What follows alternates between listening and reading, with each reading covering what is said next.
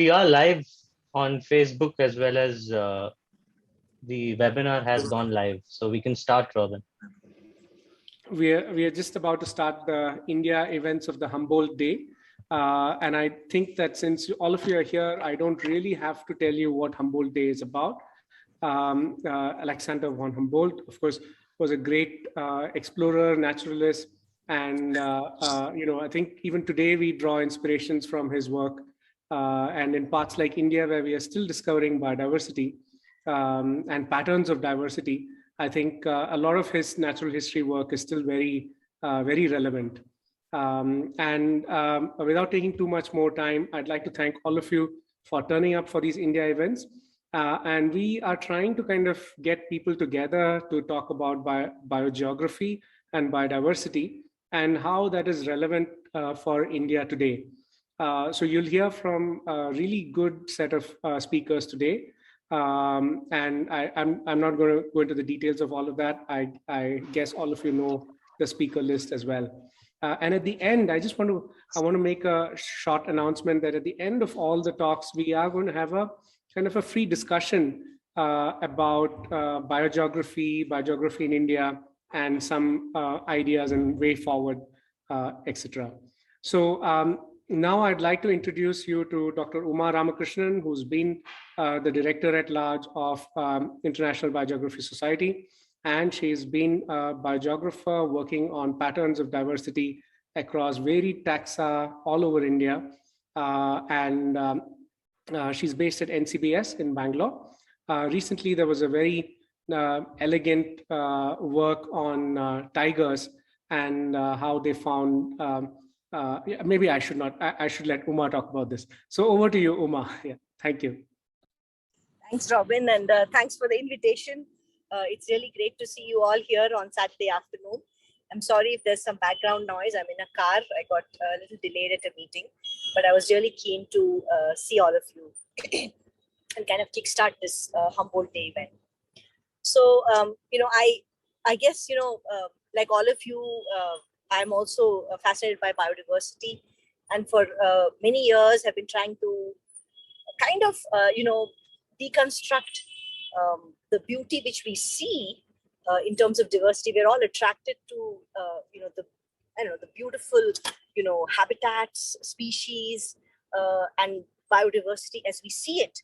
And we try to understand those patterns, quantify them, deconstruct their evolution and their history. And alongside this, we also are very cognizant that as time goes on, we're losing biodiversity. One of the largest crises of our time is biodiversity loss, not just global change, but biodiversity loss.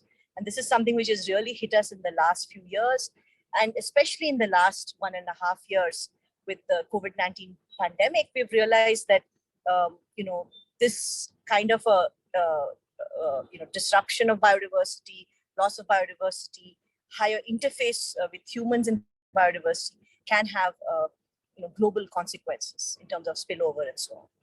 So, I think that while there's been a lot of progress in the last 10 or so years by many groups, primarily, across India, working on biogeography and biodiversity, understanding species and which species are where and why. I think that a lot of it has stayed in papers. There's a lot of public interest in species and species discovery. And recently there's been a few good articles on this in the public realm in media and so on. But how do we go beyond something which we all know is important? Like anyone on the road, if you stop someone on the road, they'll say, yes, biodiversity is important. Yes, we're losing species. Yes, we need to understand where biodiversity is. But yet we are still losing biodiversity. So what's wrong here? How can we take this evidence and maybe translate it into something more than just some beautiful science, lovely papers, which are very satisfying, but is that satisfying enough? Well, for me, it's not. And so I've always been curious to think about how can we go beyond these understandings and convert this evidence into some kind of action. So, for example, work which has shown that there are several centers of endemism. For example, higher altitude areas, mountain areas, and so on, can be used to say prioritize new protected areas or different types of protection systems. In a country like India, everything cannot be a protected area. Unfortunately, we have only around 5% of our land area protected, but even that is highly contested, and there's a lot of push to have development even inside protected areas to change those land use types. So one alternative approach is to go for landscape kind of models.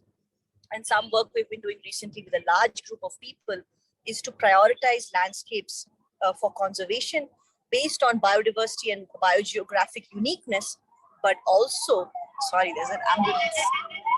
Sorry, I just said.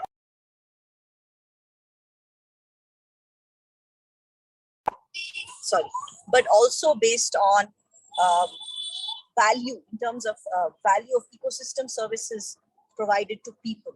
So can we prioritize conservation? Can we prioritize species protection, but also keep in mind ecosystem services? And finally, threats. There are some areas, some landscapes which are much more threatened than others.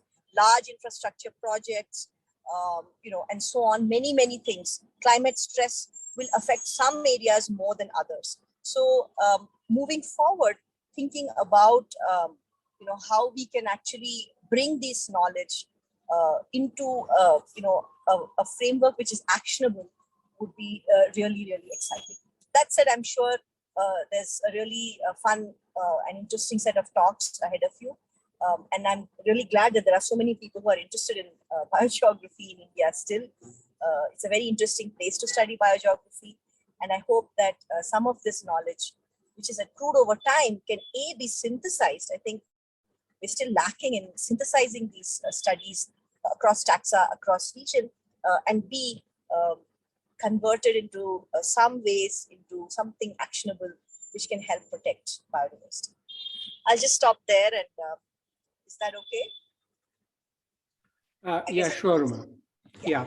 I was wondering if you could also just tell us a little bit about your the tiger, the Simlipal tiger, okay, because since that is fresh, so and it does have biogeographic implications. So basically, we just did this study recently where it's very curiosity driven exploration, which I think a lot of biogeography is, right?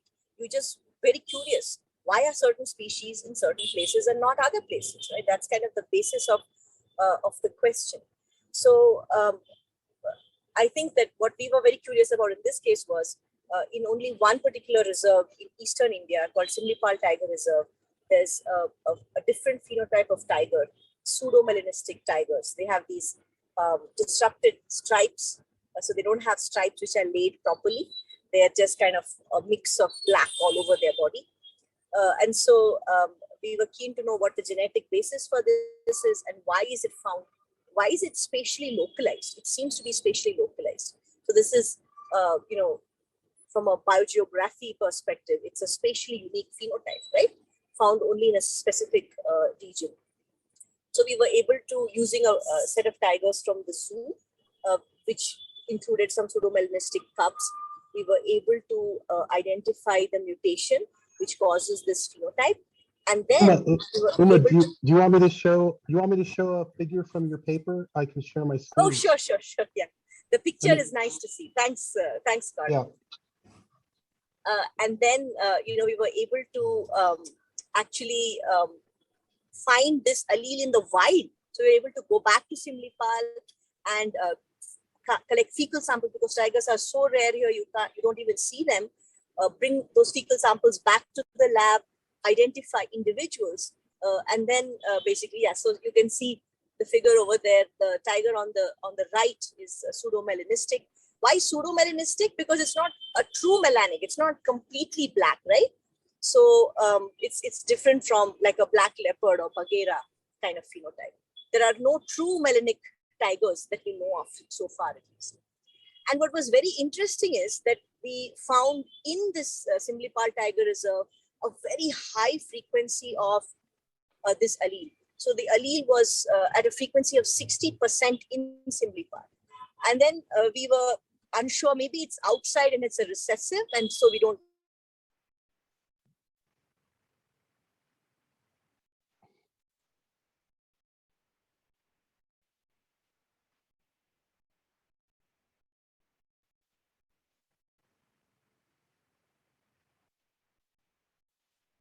Yeah, I think we've lost Umar.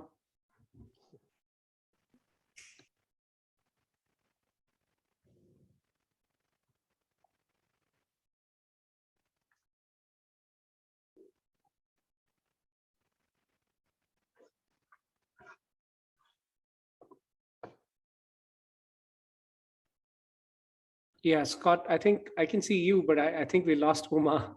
Yeah, yeah, okay.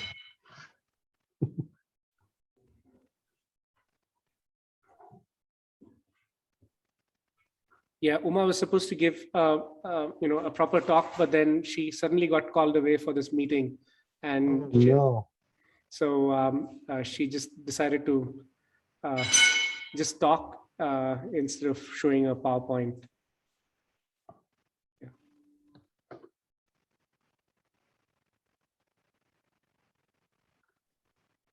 We'll just wait for another minute or so before we go. Can you hear me? Sorry. Yeah. Sorry. Yeah. So basically, what we were able to show, I'm really sorry about the connection, but what we were able to show is that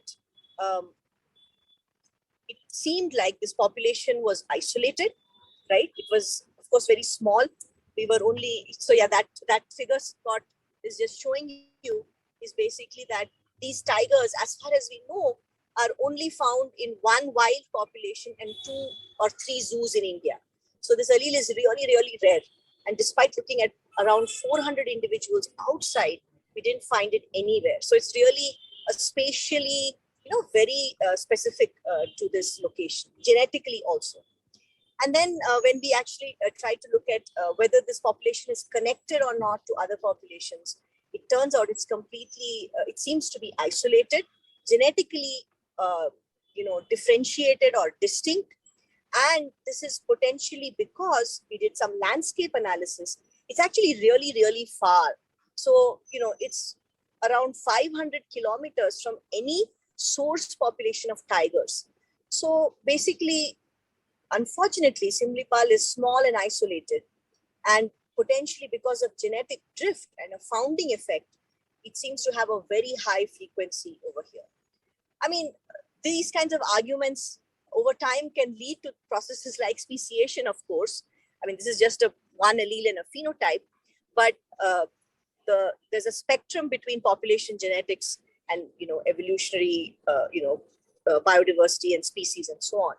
But this is just an example, though, of how human-driven habitat fragmentation and potentially loss of habitat has resulted in the spatial uniqueness of a specific phenotype. So thanks, Robin. That went on much longer than it was supposed to. No, that's fine. Yeah. But thanks for listening, and I'm happy to answer questions later on email if you have any.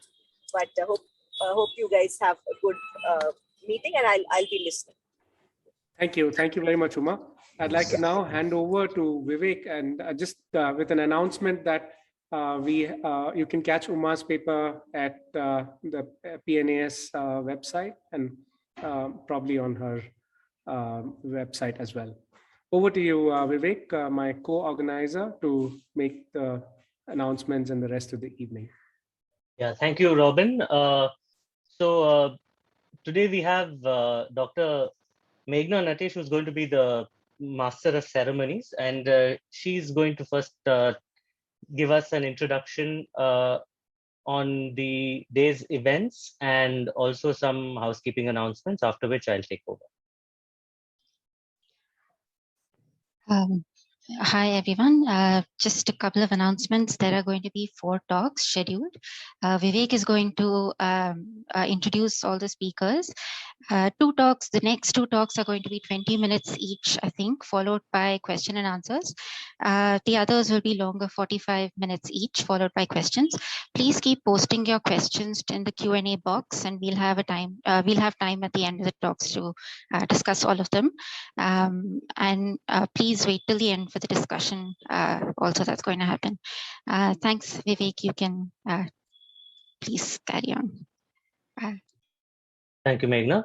So today's first speaker is Dr. Aparna Lajmi. Aparna is currently a postdoctoral fellow at the University of Haifa in Israel, where she works on the genomic basis of polymorphism in the social structure of the desert ant.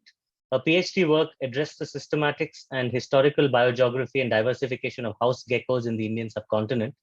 Through this work, she also contributed to the description of many new gecko species in peninsular India. Today, she's going to tell us about this group, Hemidactylus group of geckos, and her work in trying to understand their assembly on the islands of Sri Lanka in relation to peninsular India, their morphological and lineage diversification against the background of past climate change. Over to you, Aparna. Thanks, Vivek. I'll just share my screen. Can you see my presentation? Yes. Okay. Thanks to all the organizers for having me here. I'm really excited to share some of my findings during my PhD, where I looked at diversification of geckos in peninsular India and Sri Lanka. And I want to take the last couple of minutes to just give a gist of what I am doing currently. This work that I'm presenting was carried out with Professor Praveen Karanth, who was my PhD advisor, along with collaborators Anjali Verma, Dr. Rohini Bansal, and Dr. Varad Giri. And there were several people who helped me with sampling and funding. I would like to thank funding agencies as well as forest departments, and especially BNHS, where I measured a lot of specimens. So I want to start off by giving a brief historical context. Indian subcontinent has had a very dramatic climatic past, with where if you look at past changes in global temperature, there have been episodes of drying and cooling. And if you look at fossil pollen data, it suggests that while Peninsular India and Sri Lanka during the Eocene period were largely covered with wet evergreen forests, particularly after the Miocene aridification, a lot of this was replaced by open scrubland and savanna habitat. So if you look at Peninsular India and Sri Lanka today, you see extensive dry zone, whereas the wet zone is limited to certain pockets.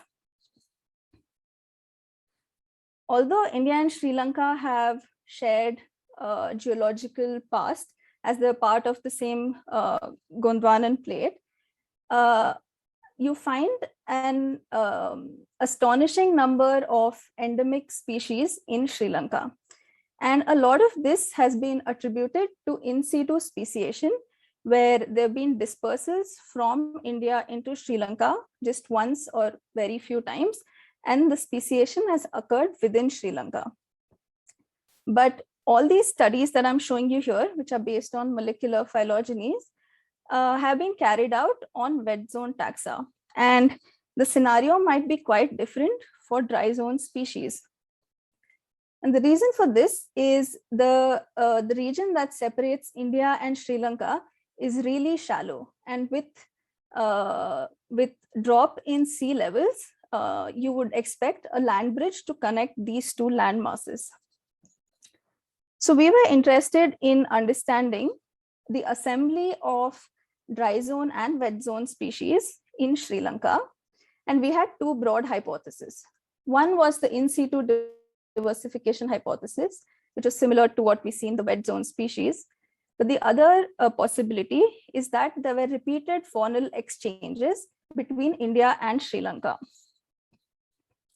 So to address this, hemidactylus geckos are a suitable model system because we find a large diversity of these species in the dry zone, but they're also representatives in the wet zone. And there are several endemic species in the wet zone of Sri Lanka and India. So we built a time-calibrated phylogeny where we collected samples of species, and there was also published data from India as well as Sri Lanka. So we pooled all of this together. And here what you see is an ancestral range reconstruction. So, sorry, just a sec. So what you see at the tips are the ranges of the species currently, where blue are species that are endemic to India, and red are species that are endemic to Sri Lanka, and you have blue and red when they're widely distributed in both these regions. So when we did the ancestral range reconstruction, we saw that there were 7 independent dispersals from India into Sri Lanka, which you can see over here. While 2 of these dispersals were much early on during the early and mid Miocene, there were 5 more recent range expansions. So this is akin to the multiple dispersal hypothesis. And what was interesting was the species where you find range extension are all the species that are distributed in the dry zone. And the species that are endemic to Sri Lanka, these 2 species, are a result of dispersals that have happened long before the Miocene aridification. So we think that in the past, when wet forests were more widespread, so the wet zone species of India and Sri Lanka were better connected than they are today. And the dry zone that we find now acts as a barrier to the wet zone Sri Lankan species along with the sea. So I would like to move on to another part of the study. Hemidactylus geckos show a huge diversity, not only in the biomes that they occupy, but also in the morphological traits that they display. These geckos are also habitat specialists, which for simplicity, I have grouped them into 4 major habitats. So you find rupicolous or rock-dwelling geckos, terrestrial geckos that are found mainly in open scrub land and savannas, arboreal species, as well as human commensal species, which you might be acquainted to. Similar patterns of habitat specificity and high morphological diversity have been seen in radiations that are called adaptive radiations. And these adaptive radiations are of great interest because they are speciose and they exhibit high phenotypic diversity. So one can look at macroevolutionary patterns across multiple axes. So adaptive radiation can be described as rapid accumulation of lineages through speciation, accompanied by adaptation to diverse ecological niches. And these adaptive radiations have been thought to be facilitated by ecological opportunity. So when this could be in the form of colonization of an island that's depopulate of competition, or extinction of a competitor, or opening up of new niches, or due to evolution of traits that allow species to exploit novel niches. And because ecological opportunity facilitates diversification, one can visualize this in the form of early accumulation of lineages through time. So this is a plot, hypothetical plot of time against number of lineages that have been accumulating through time. And in case of constant rate of diversification, you would find a straight line. But here you see an early increase in diversification. People have theorized that similar patterns should be seen in case of phenotypic diversity, where most of the morphological diversity or the phenotypic diversity accumulates early on in the history of a radiation. However, most empirical studies show that this is not the case, and these two patterns are actually decoupled. But we don't really understand why and what the underlying causes could be. Moreover, all these generalizations that I spoke of largely stem from studying neat systems such as islands, but continents that are messy but harbor most of the diversity have been overlooked. So we wanted to understand the pattern of lineage and morphological diversification in these geckos and look at what the possible role of climate could be.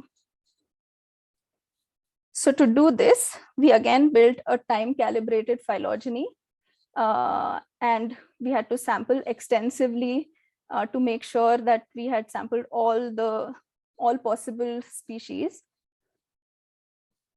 And we arrived at this lineage through time plot, where, as I mentioned before, you see time on the x-axis and number of lineages accumulating through time on the y.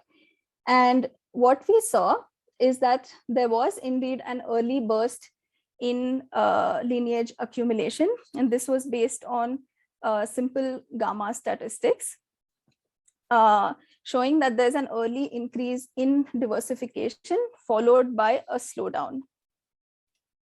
So what about morphological diversification?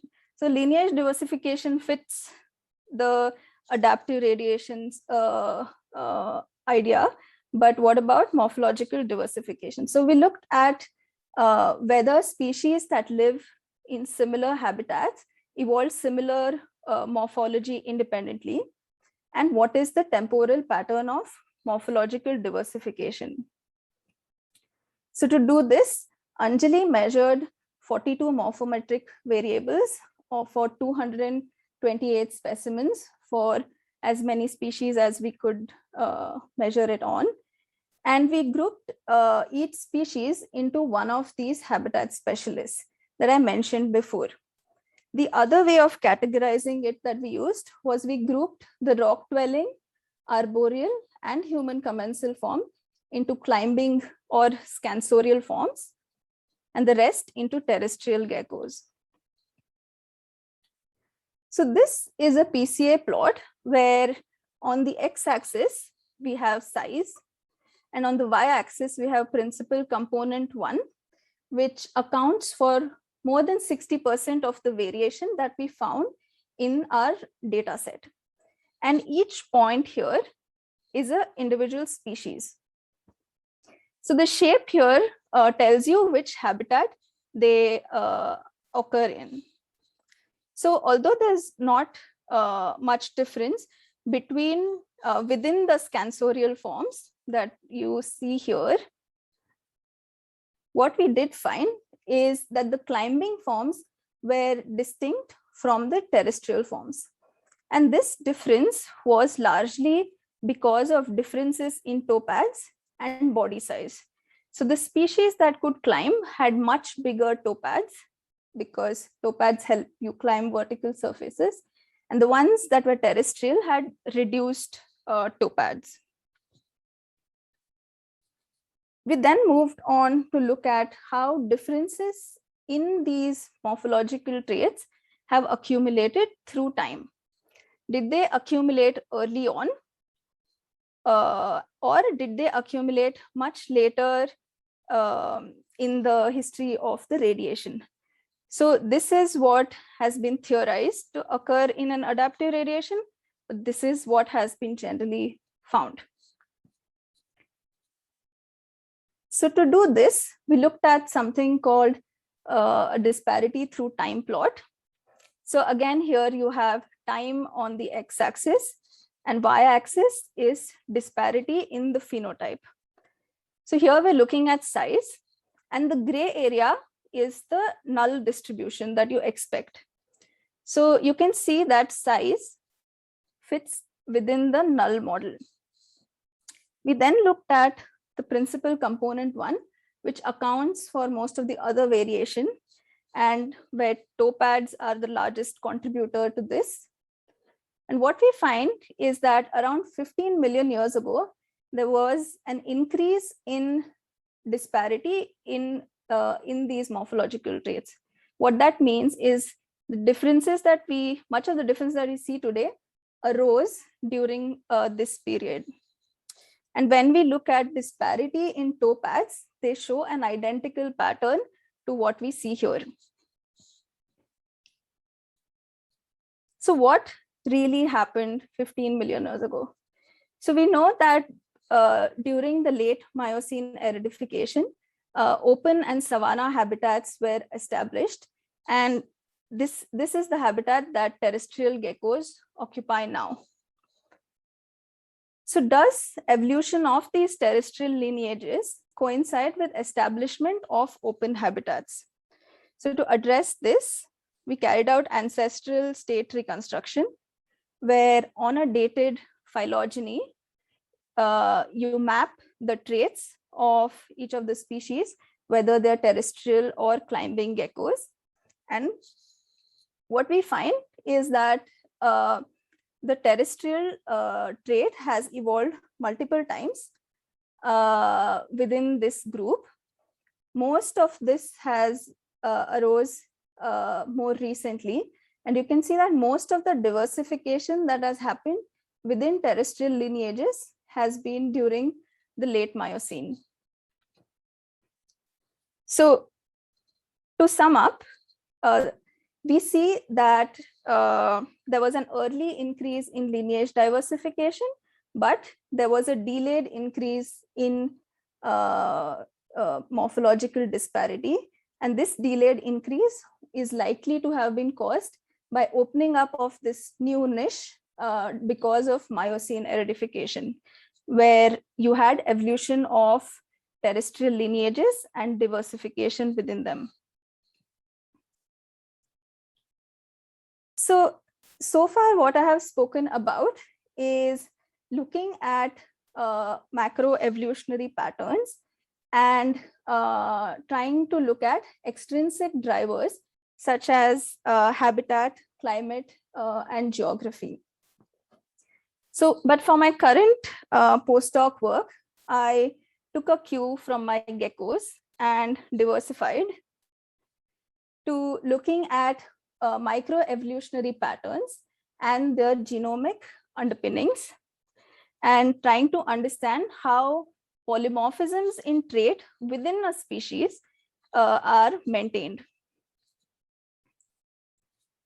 So I've been studying ants, which are extremely diverse, and you find diverse social forms within them. And one of the most well-known traits in these ants is that where a single colony is headed by multiple unrelated queens. These are not ordinary colonies. These are super colonies, which stretch for sometimes kilometers across, where unrelated individuals cooperate with each other. So we have one such species in Israel, where I'm studying right now, where in a single population, you find species that are polygyne, that is headed by multiple queens, and species that are monogynes, headed by a single queen. So we wanted to understand what is the genomic basis of this phenotype. So what we did was we collected genomic data from more than 700 individuals spanning 30 colonies representing both these social forms. And what you see here is an FST plot. So FST is to show divergence across the genome. So in a single population, you would expect FST to be extremely low, which is what you see in across most of the chromosomes. So each point here is a SNP in the genome. But what you see is that when you compare monogyne and polygyne within a population, only on a single chromosome, you have high FST values, which means that these SNPs have diverged from each other. And these SNPs are not randomly distributed, they are on a single chromosome. So this suggests presence of something called a supergene. So supergene is a large region of a chromosome that is made up of multiple genes that codes for a complex trait. And this region has low recombination rate, which allows favorable combinations of genes to be maintained. And one of the best examples of a supergene is a sex chromosome. We then looked at each of these SNPs in detail. So here, what you see on the x-axis is each of the individual SNPs. So there are 150 SNPs, and the y-axis is the samples. And what you find is that in the monogyne, or the colonies that are headed by a single queen, you always find a homozygous state at these SNPs. But when you look at the polygyne, you find a heterozygous state. So this supergene seems to exist in a Y-like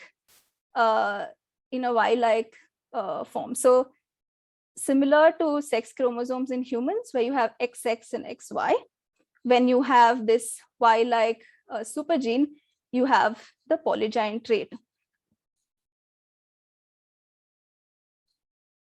So now what we're doing is we're trying to look at the evolution of genomic architecture at a much broader scale. So I went from looking at macroevolutionary patterns to more microevolutionary patterns and genomic underpinnings.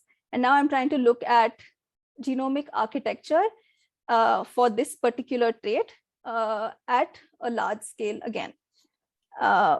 So these three species that are distantly related all have evolved supergenes independently. So I'm trying to understand the commonalities and differences between them. So for the second part of the study, I would like to thank my advisor, Ayal Privil, and all the postdocs, PhD students, and undergrads who helped me. Thank you.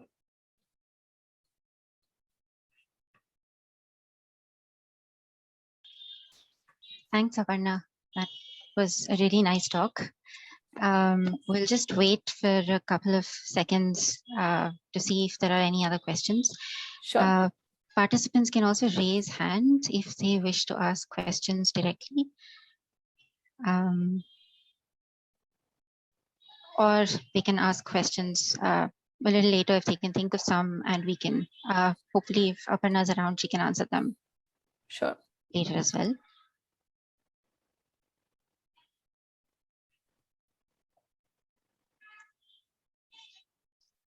Yeah, I guess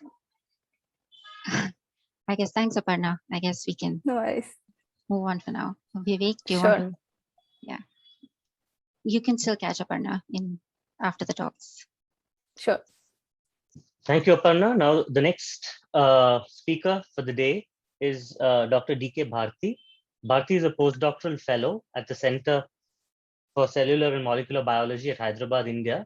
She's broadly interested in processes shaping patterns of diversity and distribution in organisms, which includes factors operating at ecological as well as evolutionary timescales that shape the ranges of species and distribution of their genetic diversity.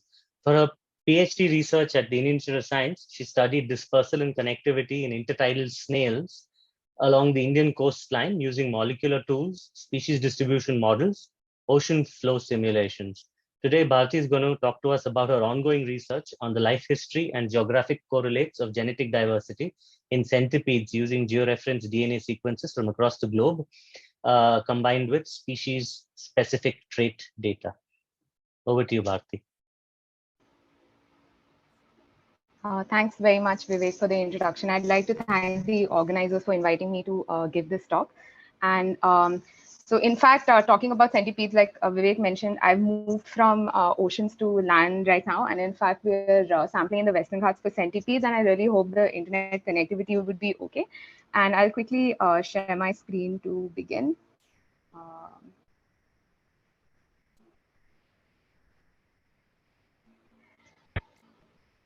Can you guys see my screen? Yeah, cool.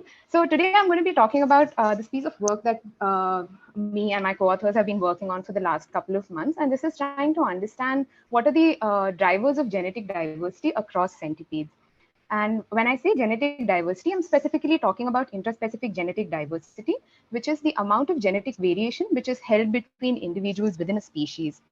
And people are generally interested in looking at intraspecific patterns of genetic diversity because it influences the species' response to environmental change.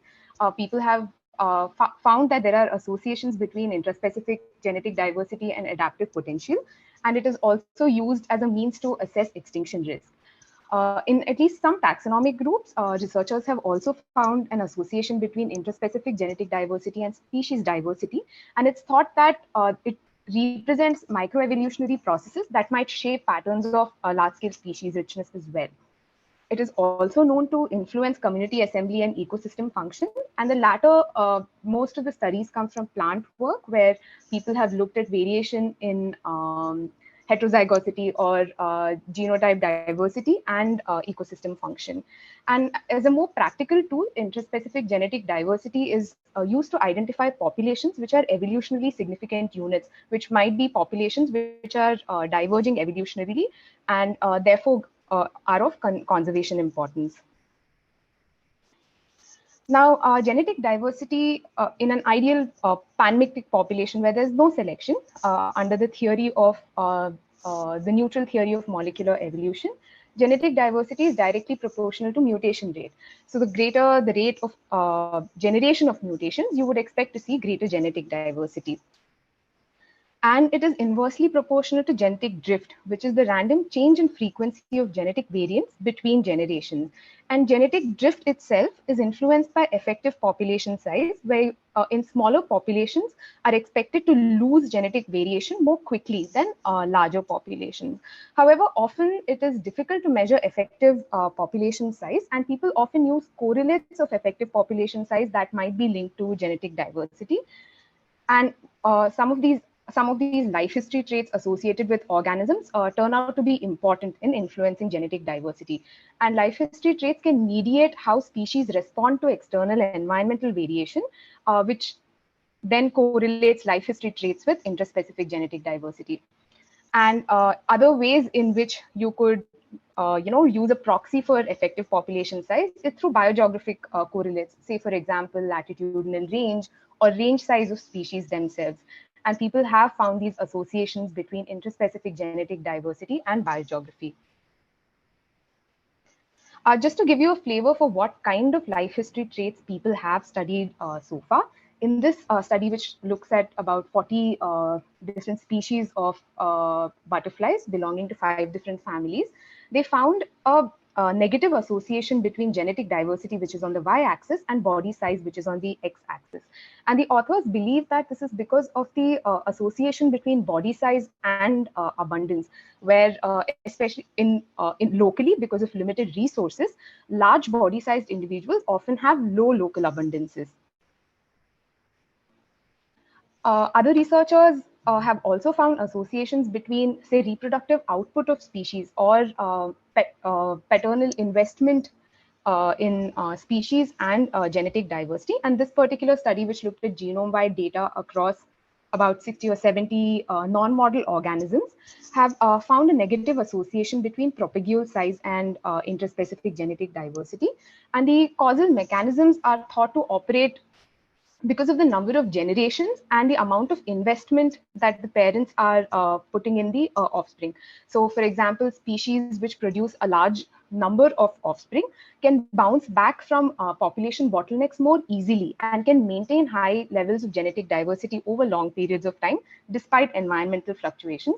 Whereas other organisms which perhaps invest in larger offspring and in greater parental care of offspring, produce fewer number of offspring and would take longer to bounce back from these environmental fluctuations, which might result in population bottlenecks. And this is the reasoning given to explain the association between parental investment and interspecific genetic diversity. And if you think of range size as a proxy again for effective population size, this particular study, which looked at 3 different families of water beetles in Europe, found a positive association between range size and genetic variation. And this was done using mitochondrial markers. And in certain taxonomic groups, at least, people have found associations between latitude and interspecific genetic diversity. So this is a plot of this multi-taxon study that was undertaken using nuclear data that was already published. And the authors found that amphibians and mollusks among animal groups show a negative relationship with latitude. That is, as you go away from the equator, interspecific genetic diversity tends to drop. However, it's a very taxon-specific pattern and it varies across taxonomic groups. And a similar pattern has also been shown for mammals in a global study. And this relationship mirrors very closely with latitudinal patterns of species diversity, where you see a decline in species diversity from the equator to the poles. And this could be mediated by several factors. And this could be related to stability through evolutionary time. It could be related to the energy available or the area available in the tropical regions, or also through molecular evolution, where because of high energy and high temperature and high metabolic rates in tropical regions, you may expect to see higher rates of mutation in species found in more equatorial regions. Apart from these life history traits, there are strong signals of evolutionary history in the patterns that you see as well. And this is a study from 2012 that compares patterns of nuclear intraspecific genetic diversity across multiple plant and animal phyla. And so these colors represent a phylum. And you can see that, say, within Chordata, there is a variation across species within this phylum itself. But between phyla also you see a significant variation in interspecific genetic diversity. So what you call low or high genetic diversity could be a very taxon-specific pattern. And one good example would be comparing plants with animals.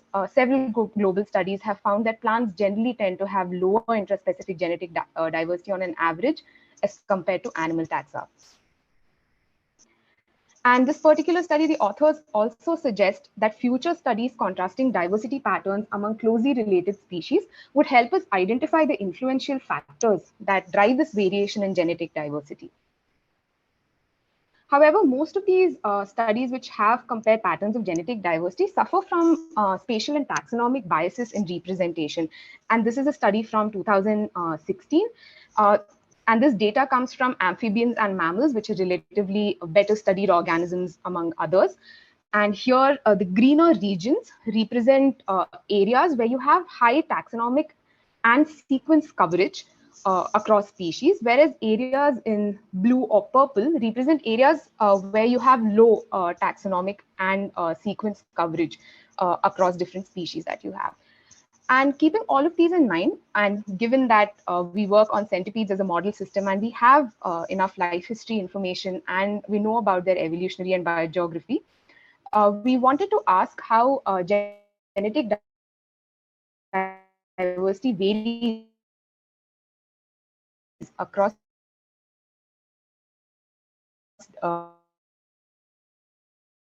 several centipede species are soil predatory arthropods, and they're in soil ecosystem. They have a 420 million-year-old evolutionary history on Earth, and centipedes are represented by 5 major orders, which vary very widely in their life history strategies, which I'll come to in a bit. And they encompass 18 families and over 3,000 species. And the broader phylogenetic relationships between these families have been well established. Centipedes are very interesting because of these trait variation that they show, where they show a wide variation in body size. So you have on the left this image of Lamictus africanus, which is on an average about 1 centimeter in length as an adult. And on the right, you have one of the largest species we have in our data set, which is Scolopendra dehani, which is found in Southeast Asia. And the Lamictus africanus is perhaps the size of the head of this particular species. It can grow up to 25 centimeters in length. They also show complex and interesting behaviors where there are 3 orders, Craterostigmomorpha, Scolopendromorpha, and Geophilomorpha, which show maternal care. So they brood their clutch of eggs and take care of their young, and depending upon the order and the specific species, they can take care of their young once the eggs hatch from anywhere from 6 months to more than 2 years till the young ones the adolescents are able to forage for themselves and hunt for themselves. And so one would expect, going back to what I mentioned about parental care, species which have parental care perhaps produce fewer number of offspring in their lifetime, given that they invest so much time in this brooding behavior, as compared to species belonging to, say, Scutigeromorpha or Lithobiomorpha that lay eggs more frequently throughout their lifetime. There are also traits related to vision that you see. So there is an entire blind order in centipedes called Geophilomorpha that's represented by Stenotina linearis. And even this order, Scolopendromorpha, has 3 families which are blind. And many of these blind centipedes are associated with certain habitat types. So the Geophilomorphs are subterranean. They're found in under soil mainly. And many of these scolopendrid the blind scolopendrid centipedes are associated with, again, caves or subterranean habitat. So they seem to have very specific affiliations to certain habitats. Species also vary very widely in their range, size, and extent. So you have Craterostigmus crabili, for example, which is limited to the island to New Zealand, and Scutigera coleoptrata, which is the common house centipede, which has a more wider distribution across the globe. And even within the same order, you can see that closely related families can vary very widely in their distribution patterns, in their hemispheric distributions or their latitudinal extent or the area occupied by these species as well. So these are 3 families, representatives of 3 families belonging to Scutigeromorpha, for example. And given all this information, we wanted to ask generally, how is interspecific diversity distributed across centipede species? And also, what are the life history and biogeographic correlates of this variation? And we looked at some of the life history traits I mentioned before, where we expected to see a negative relationship between body size and interspecific genetic diversity through its effect on abundance, and a negative influence of maternal care on interspecific genetic diversity. And given that blindness is associated with certain habitats, and it might also influence dispersal ability of species, a negative association between blindness and interspecific genetic diversity. In terms of biogeography, we expected, like the latitudinal diversity gradient, that areas closer to the equator would have higher interspecific genetic diversity. And latitudinal range, if you take it as a proxy of range size, you would expect to see a positive relationship with interspecific genetic diversity. And given that these centipede species are not independent units, but many of them have shared evolutionary history, and traits might be similar between them because of this shared evolutionary history, we use taxonomic family as a random effect in our model. And to collect the data, we put together 61 published studies and data sets. So I should mention here that not too many phylogeography or population genetic studies have been undertaken in centipedes. There are just 3 of them that are there. And many of these data sets represent studies which have looked at phylogenetic relationships between several groups of centipedes. And so filtering down, we ended up with 104 unique species for which we had georeferenced sequence data. And the sequence data that we used are mitochondrial COI sequences, the barcoding sequence. And given centipedes are generally not very well studied, COI data represents the different orders and families reasonably well as compared to other markers, and that's why we chose this one. And the sequence data set came from 713 unique geographic locations. And the life history data and the geographic coordinates associated with these sequences were obtained from voucher numbers from these species delimitation and phylogenetic studies using various museum websites, and also using Kylobase, which is a database of centipede species, and also GBIF for some georeferencing.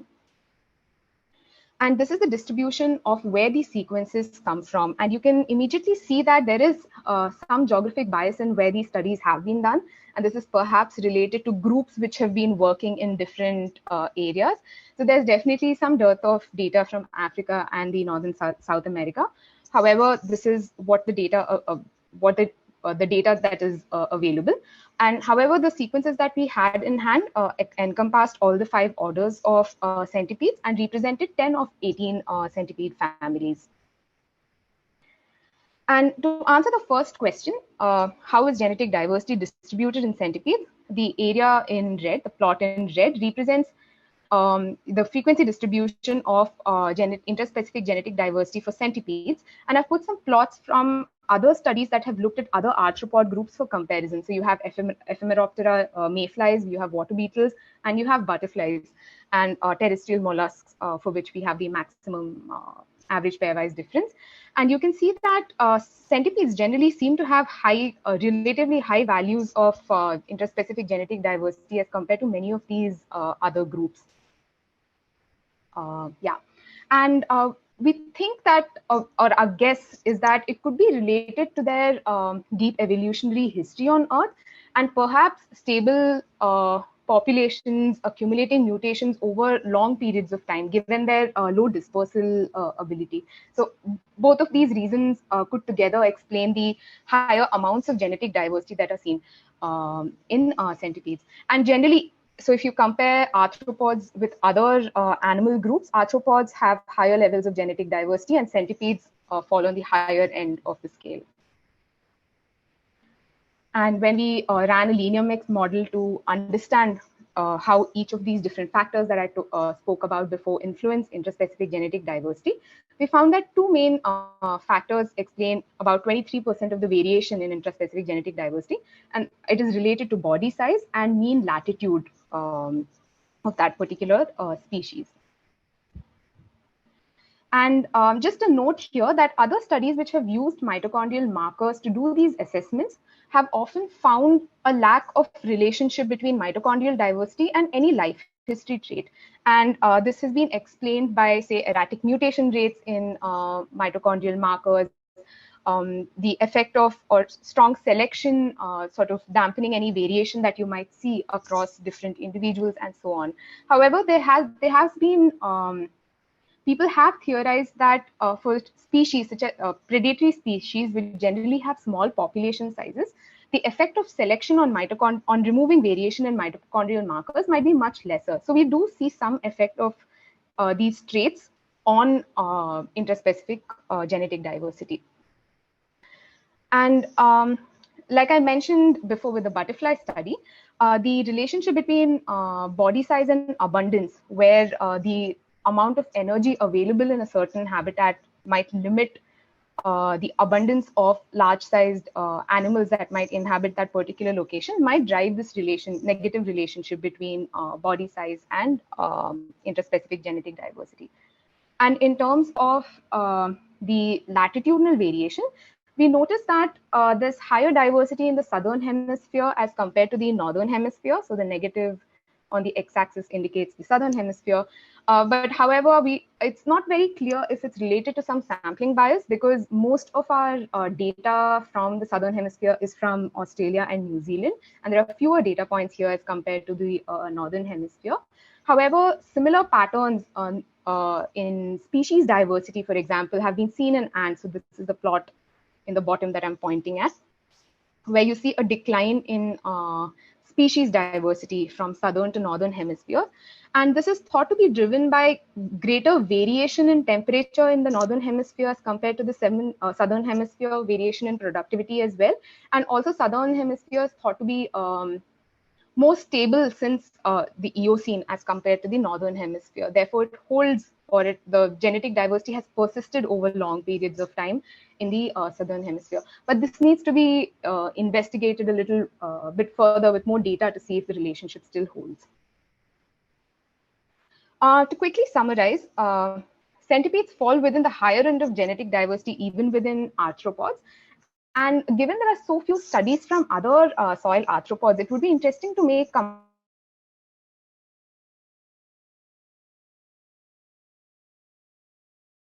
comparisons across, say, groups such as scorpions and spiders they show. So with some of the work on velvet worms and some groups of spiders that we have looked into, they generally seem to have higher amounts of interspecific genetic diversity than are reported for other arthropod groups. And it'll be interesting to see how far that expands.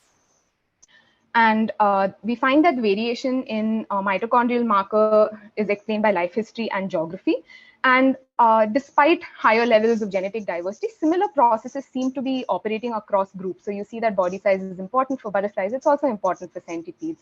But it still remains to be seen if it's generalizable to other soil arthropods as well. And abundance, life history traits related to abundance may drive patterns of genetic diversity. And this, you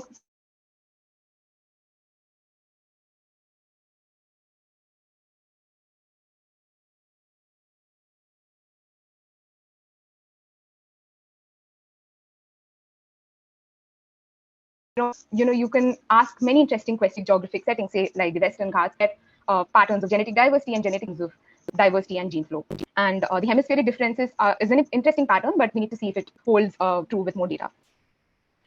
In terms of future work specifically related to the work that I presented just now, about 40% of the variation is explained by the fixed and the random effects that we considered. But the unexplained variation could be related to either the choice of marker or the predictors that we have probably ignored and which might be important.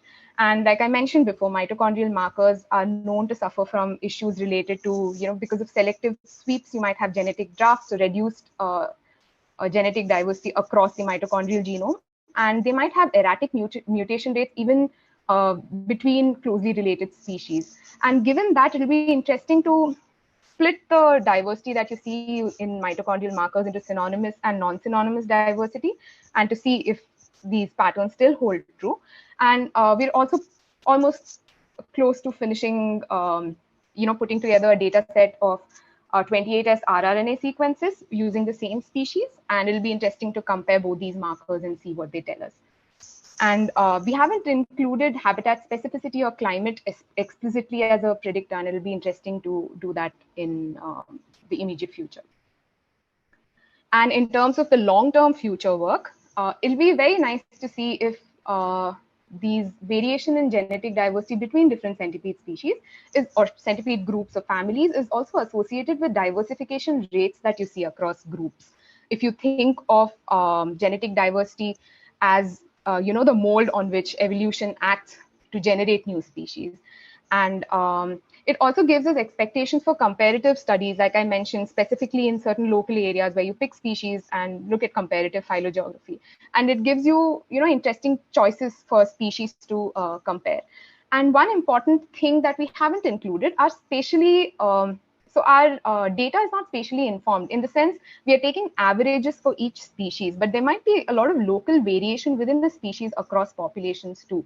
So it'll be interesting to understand the effect of species traits and geography on spatial genetic structure, and also to look at how genetic diversity and population structure relate to each other. This is a framework that was proposed by a recent study, and it'll be interesting to consider something on those lines. Thanks very much for your attention. I'd like to thank the co-authors on this work, Janhavi Joshi, Pooja Pawar, and Greg Edgecombe from the Natural History Museum, London. and India Alliance DBT Welcome for funding, and CCMB for institutional support. Thank you. Thanks a lot, Bharti. That was a really interesting talk. We'll just wait to see a couple of seconds if there are any questions that pop up in the Q&A box. If people are facing trouble with the Q&A box, please feel free to raise your hand or also type it into the chat box. Yeah, that might be nice. Meanwhile, maybe I could ask a question, which is just I think you kind of addressed this at the end of your talk, but I was wondering if your sampling was all from different areas and whether you could have short-term population effects like demographic history affecting, because you might have, or did you sample multiple populations per species, or does it not matter at the scale of your study? Or so all the processes that you mentioned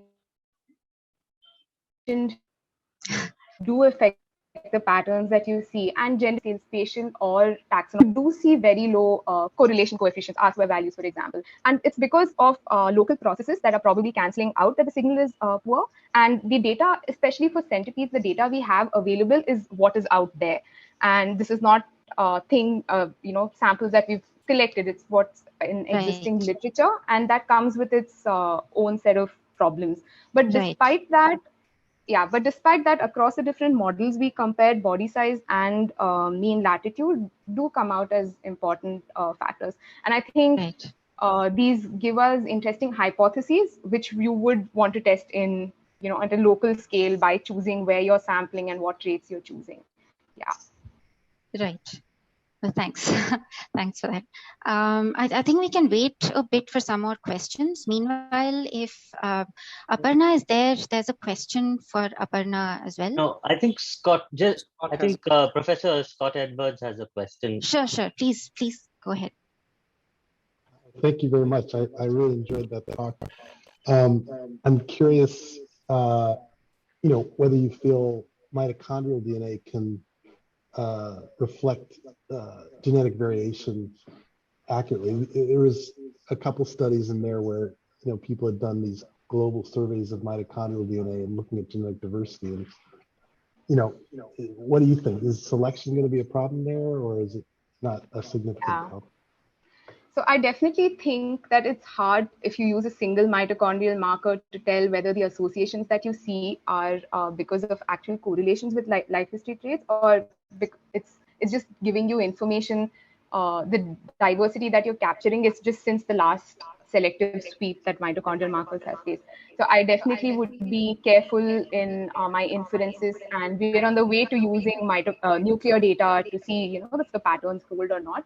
But there has been literature which says that if you have small population sizes, selective sweeps are rarer because beneficial mutations would perhaps be lost more easily. And when you choose such taxa, which are generally found to have smaller population sizes, you do see a signal, be it small, of relationships between mitochondrial genetic diversity and life history traits. But I would say that, it is an important caveat to keep in mind, and we hope we would be able to compare a nuclear marker with a mitochondrial marker for more information. But in the future, we perhaps would use genome-wide markers to look at these specific.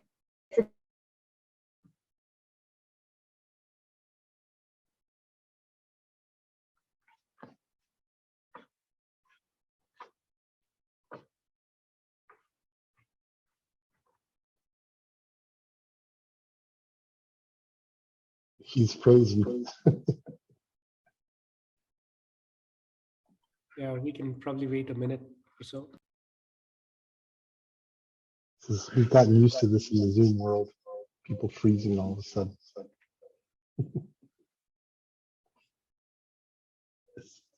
I hope it doesn't start happening in real life. Suddenly stop in the middle of the sidewalk. Yeah, Meghna, do you think we should take the other question while Bharti comes back?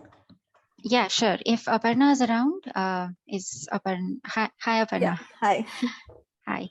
Maybe you can already see in the chat box, but Yeah. oh, you already, I think maybe it would be a good idea to just read out the question once. Do you want me to read it, or do you want to? Sure, you can go ahead. You can. Okay, so Ashwini asked me if apart from the habitat, how much of food resource in terms of insect diversity and abundance and predatory pressure would have shaped the diversification of geckos in terrestrial habitats and in open habitats, especially termite hill geckos.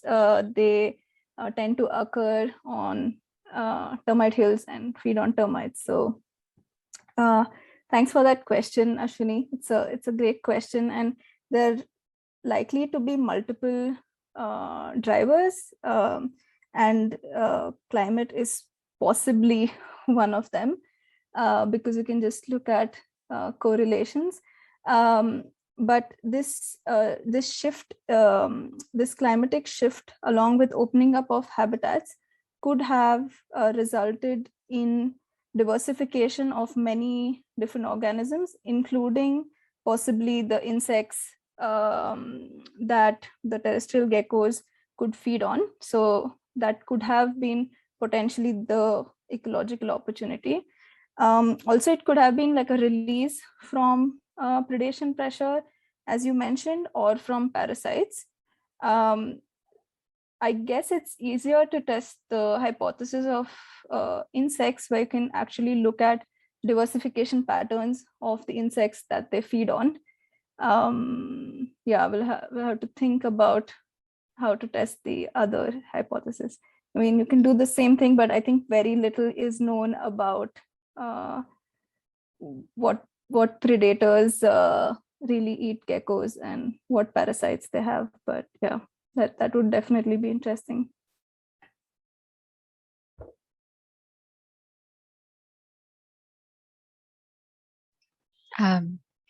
Is Bharti back?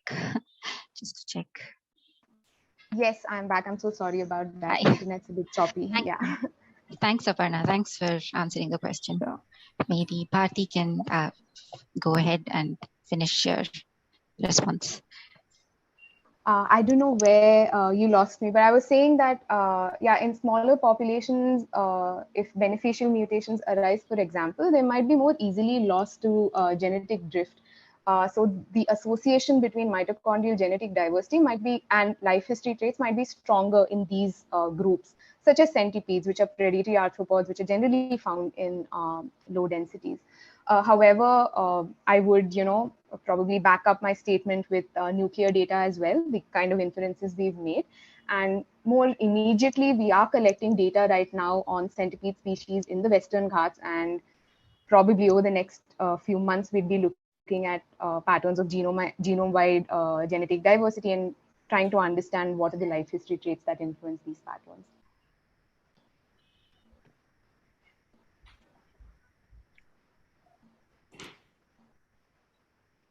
Okay, thanks a lot, Bharti. I think. Thanks, Meghna. There are no more questions. So, Vivek, do you want to? Yeah. Thank you, Bharti. Now, our next speaker is Professor Scott Edwards. Professor Edwards is the Alexander Agassiz Professor of Zoology and Curator of Ornithology in the Museum of Comparative Zoology at Harvard University, USA. His research focuses on diverse aspects of avian biology, including evolutionary history and biogeography, disease ecology, population genetics, and comparative genomics. He has conducted fieldwork in phylogeography in Australia since 1987 and conducted some of the first phylogeographic analysis based on DNA sequences.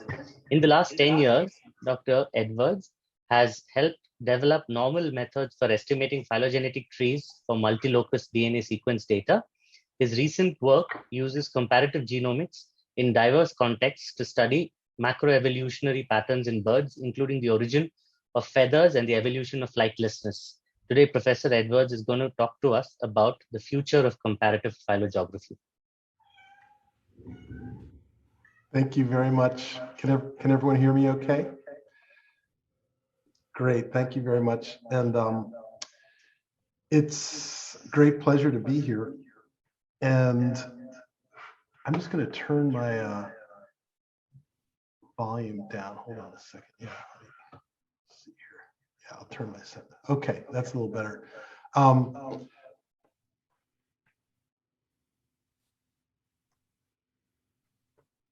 excited to tell you about some of our recent efforts to sort of think about comparative phylogeography and to sort of put it in a historical context and to think about where the field is going, especially when we consider new upcoming fields like comparative population genomics. Some of you may be aware of this new field of comparative population genomics. In fact, the last talk was doing a lot of comparative population genomics, looking at broad latitudinal trends across the globe. And I want to kind of contrast that field with comparative phylogeography, which is a much older field, but may be showing some signs of stasis, if you will. Just a little backstory about my talk, which I'll share my screen now. Let's see here. The title of my talk. I did not think of this title. This title was given to me by Robin. Thank you, Robin, very much. But in truth, it actually was originated by our good friend and colleague, Craig Moritz, professor in Australian National University. And Craig has this, he has this habit of throwing out ideas that could ruffle lots of feathers. Is comparative phylogeography dead? Well, how does that make, comparative phylogeographers feel? But as usual, there's a nucleus of truth in there, and I want to explore why we might even contemplate that comparative phylogeography is dead. And spoiler alert, we basically conclude that it's not dead, but that it has changed a lot in how its tools and to a certain extent its conceptual focus. So yeah, what I thought I'd tell you about today is sort of think about where phylogeography has come from, and I want to use the Australian monsoon tropic system as kind of a test case for comparative phylogeography in particular. And then I'll tell you a little bit about some work that we put together actually with Robin as well, and Craig and Nuno Ferrand, thinking again about where phylogeography is going and how it fits into this new sort of upstart field, comparative population genomics. Now, these days, we're really flooded by a flood of genome scale data, and this is particularly true for birds. I'm an ornithologist, and so it's super exciting to see all this amazing genome data coming out. And this is the first sort of salvo, if you will, from about 7 years ago. And there's a recent paper this past year, 2020, in which the number of new genomes now is just skyrocketed.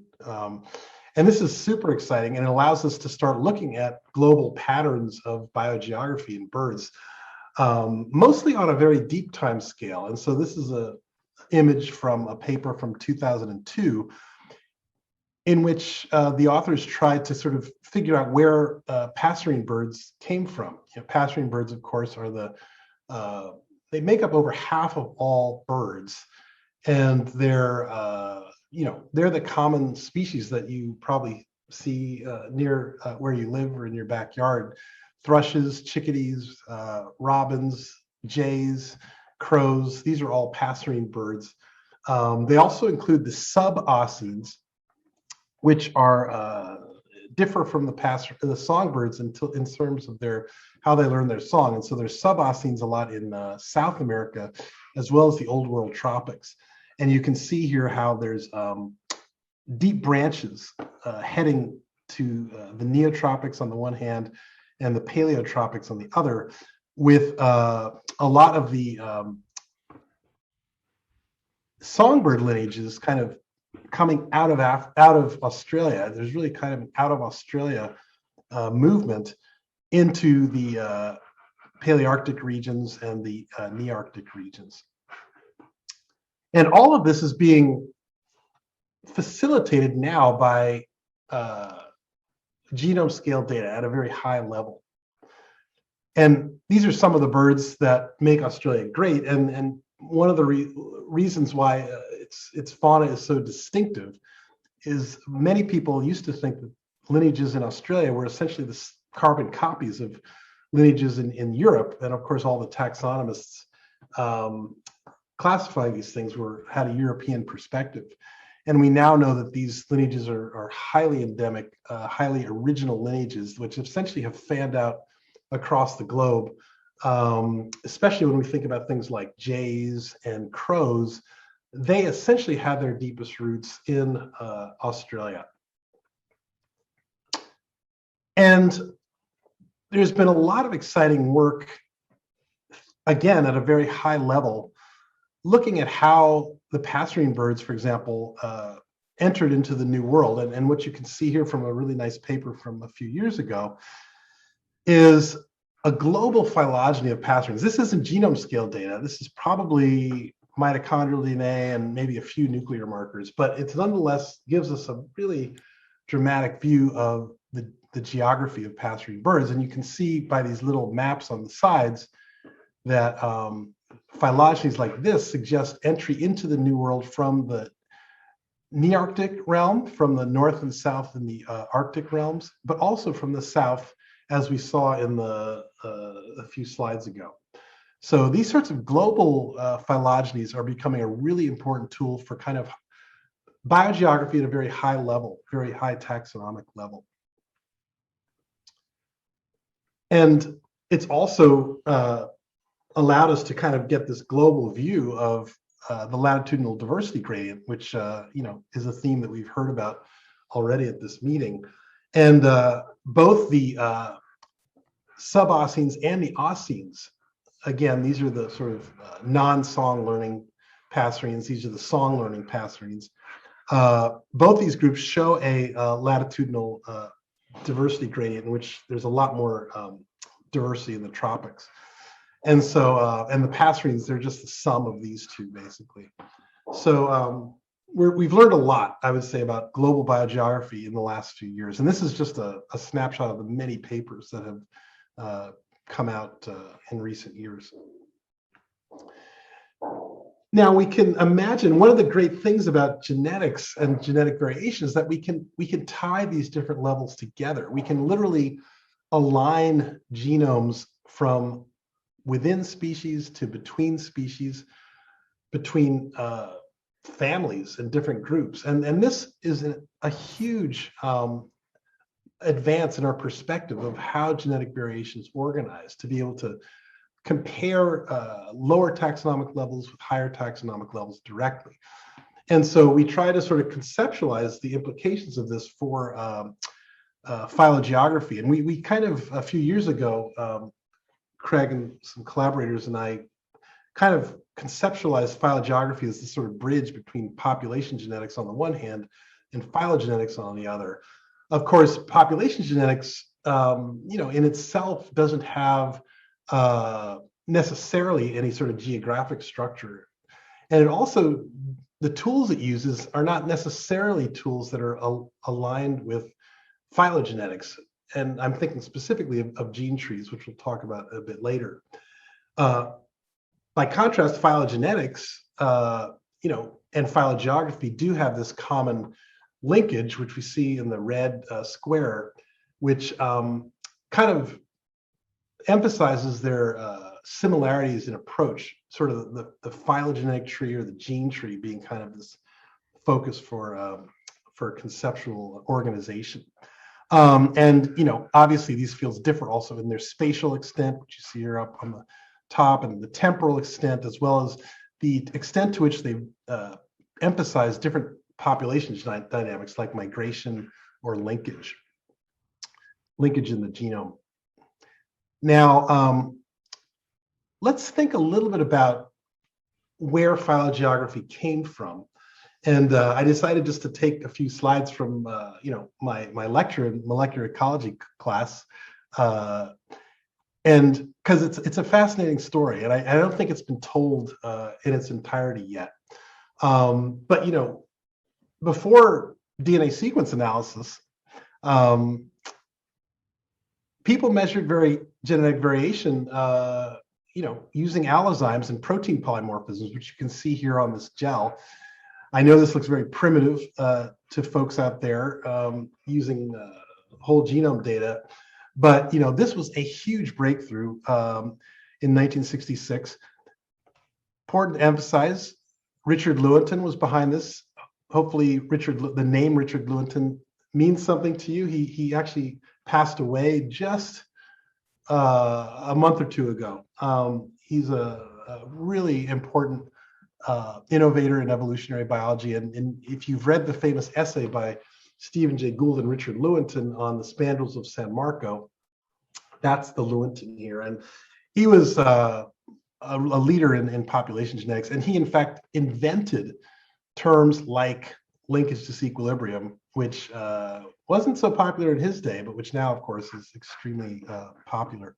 Anyway, you can see people were measuring variation among protein polymorphisms. But what's interesting here is that here we're seeing the ability to measure differences between alleles, or at least to distinguish different alleles. So here on this gel, you see maybe 3 or 4 different allozyme variants. But all we can say is that they're different. We can't say how different they are. Nonetheless, this was a big advance.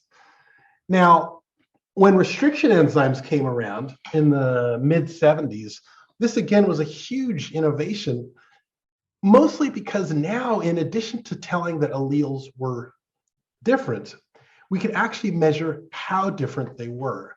And this had profound implications for how we understood genetic variation. We could not only talk about allele frequencies, but we could also talk about gene trees, which was the logical extension of using restriction enzyme analysis. And so this, in fact, is the very first gene tree ever published by John Avis, another innovator in the field. It was on a group of rodents, Paramyscus rodents in North America. You can see Paramyscus polionotus and maniculatus and leucopus. And this was published in a good journal, Genetics, but it was, wasn't like a science or nature paper. But nonetheless, this was a profound moment in phylogeography because this is the first time we've viewed genetic variation in the form of a gene tree.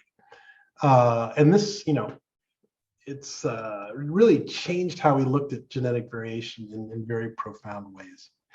And notice how we can look, again, we can directly compare variation within species, such as you see within polionotus, as well as between species. And the concept of a genealogy within species was very, very new at the time. We're very used to it, but it was very, very profound at the time, back in the late 70s.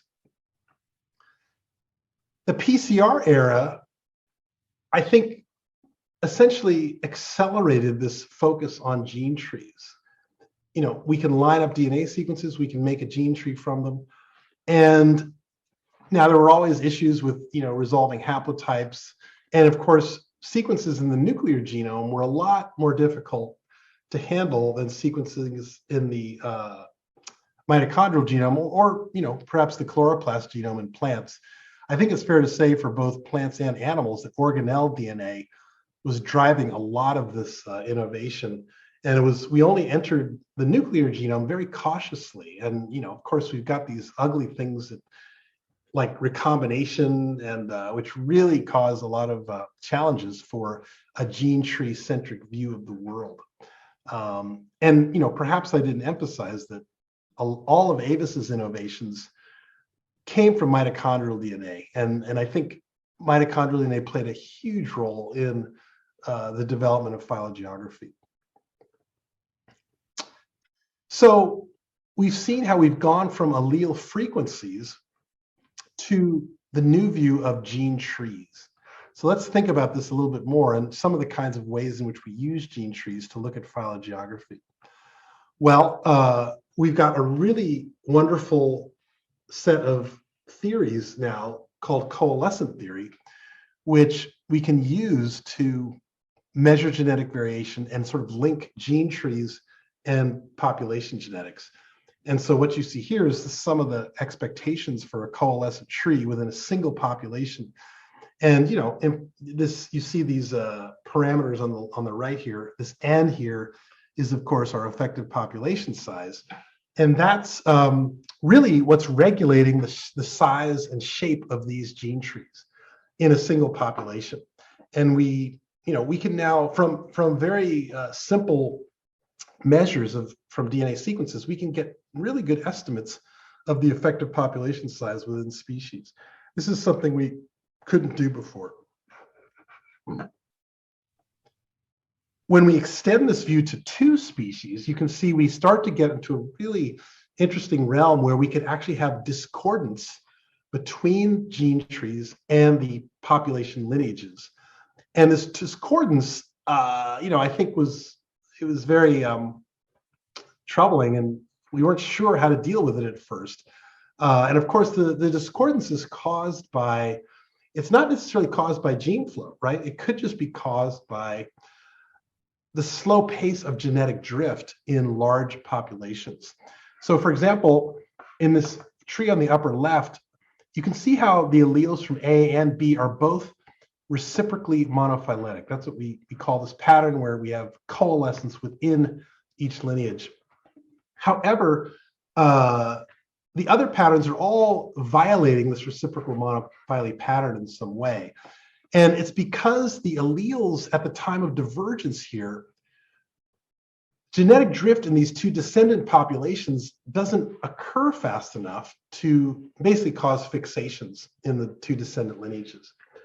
Now, that was sort of a forward in time view. If we look backwards in time, as coalescent theory does, we can see that genetic drift, if the populations are too big, you don't see coalescence within these lineages. What you do see is so-called deep coalescence, which means coalescence of lineages even within a species extending back before the speciation event.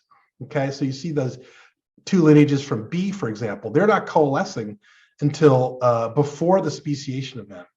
And this is what causes this discordance. And it's so basically 2 factors: large population size and a very recent divergence time. Those 2 will conspire to cause gene tree discordance. And it only gets more interesting when we look at 3 populations, because then we can actually get situations where we could actually get a gene tree which looks patently different from the species tree, even when we sample just a single allele per species. In other words, in the previous slide with 2 species, if we sampled a single allele per species, well, we'd get a very simple tree. It would look like this. And we would say, well, there's no discordance, no problem. However, with 3 species and a single allele per species, we can suddenly come up with trees that are different at the gene tree level and the population level. And again, this is driven by large population size and short divergence times.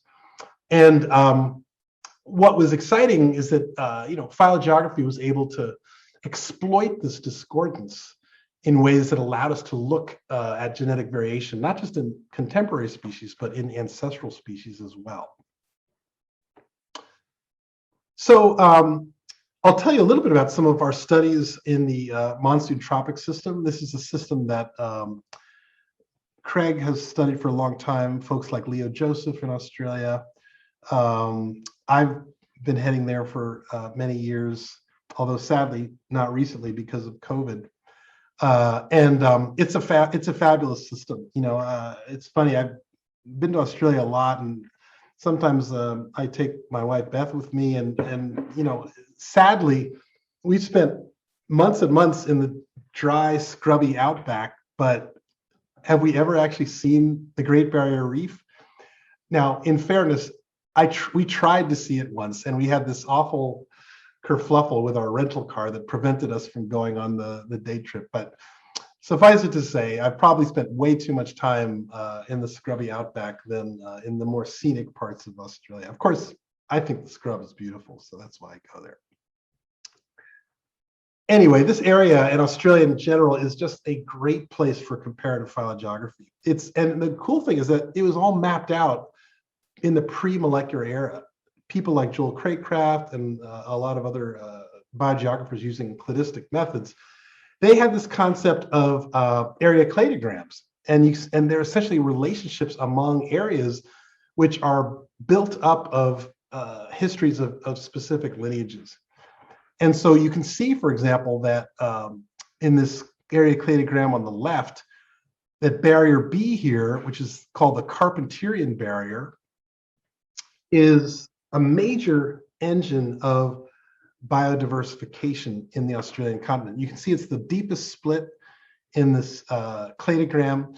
And then you've got additional splits around the periphery, distinguishing the Kimberley Plateau, and you've got the top end here, you've got Cape York, and you've got the Atherton Plateau. You've got Australia versus New Guinea. And so Australia's a great place which had predictions already laid out for how genetic variation should be structured. And so actually, that's what I ended up doing my dissertation on. I won't bore you with those ancient documents, but I worked on Australian babblers using mitochondrial techniques, and I found really strong evidence for that Carpenterian barrier. I mean, the mapping of the lineages onto geography was just almost perfect. Fast forward a few years, and we branched out into the nuclear genome, again, looking at lineages like these finches across this Carpenterian barrier. And here we found some really cool patterns reminiscent of some of the ideas I was just telling you about. So for example, we looked at 30 gene trees, which at the time, this is work done by former postdoc Brian Jennings. At the time, this was a huge data set. And what was cool about it is that, well, we got about half of our loci had a gene tree pattern, which is kind of what we would expect for this arrangement. So for example, we found the major split being at the Carpenterian barrier between Cincta on the east and Hecai and Acuticauda on the west. And that's what all of these gene trees up here indicate, despite their varying depths of coalescence. However, in addition, we also found the two alternative gene trees, which conflicted with this very simple and straightforward view at the top. And we found them in a fairly high frequency. We found them in frequencies that, summed up were almost half of the data set. And so this was, you could view this as troubling and some sort of source of error or who knows what. It turns out that this is a completely logical consequence of the speciation mode of these birds. Remember, large population size and recent divergence time will encourage these sort of deep coalescent patterns. And that's exactly what we see. And in fact, we see them in proportions that are predicted by the coalescent model and that we can use to actually estimate these population parameters. So this data set, although it's very simple, proved very useful, especially to theoreticians trying to estimate population patterns from gene trees. And so, for example, here's what we can learn from that data set. We can learn about divergence times in the past. We can also learn about effective population sizes in the past. It turns out, as we might expect from the gene tree variation, there's very big population sizes. And this was it was really exciting to be able to sort of look back in the past. And, we saw the development of a lot of useful, coalescent approaches estimating these parameters. And, packages like Ziheng Yang's BPP method, which allows you to estimate the species tree as well as some of these genetic diversity parameters, have become very, very popular.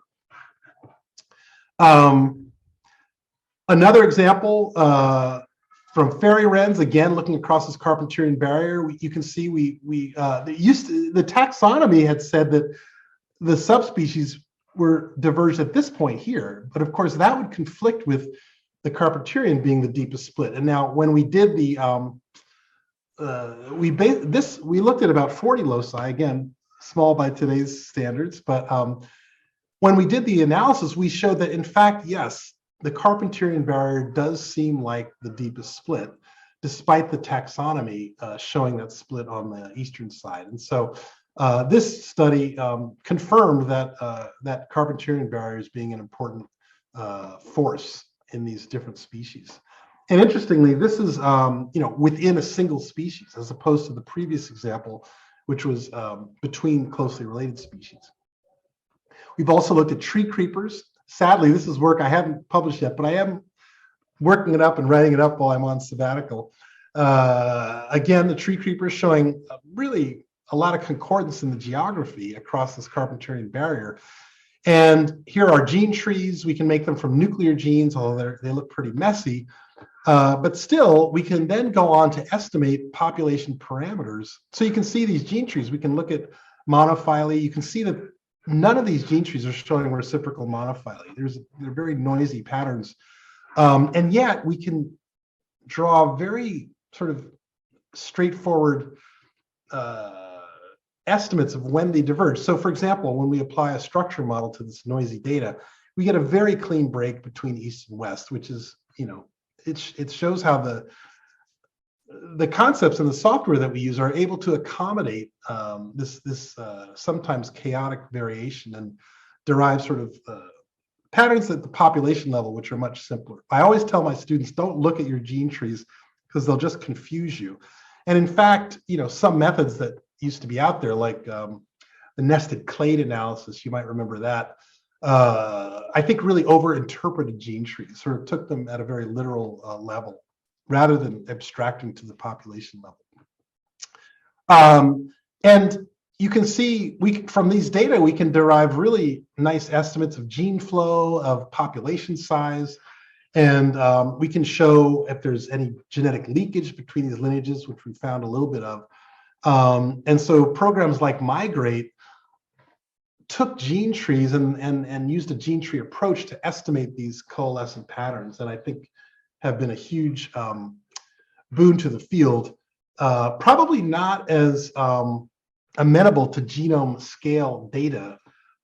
And this is part of the evolution, I would say, of comparative phylogeography as we're moving into the genome scale era. How have the tools that we've been using changed?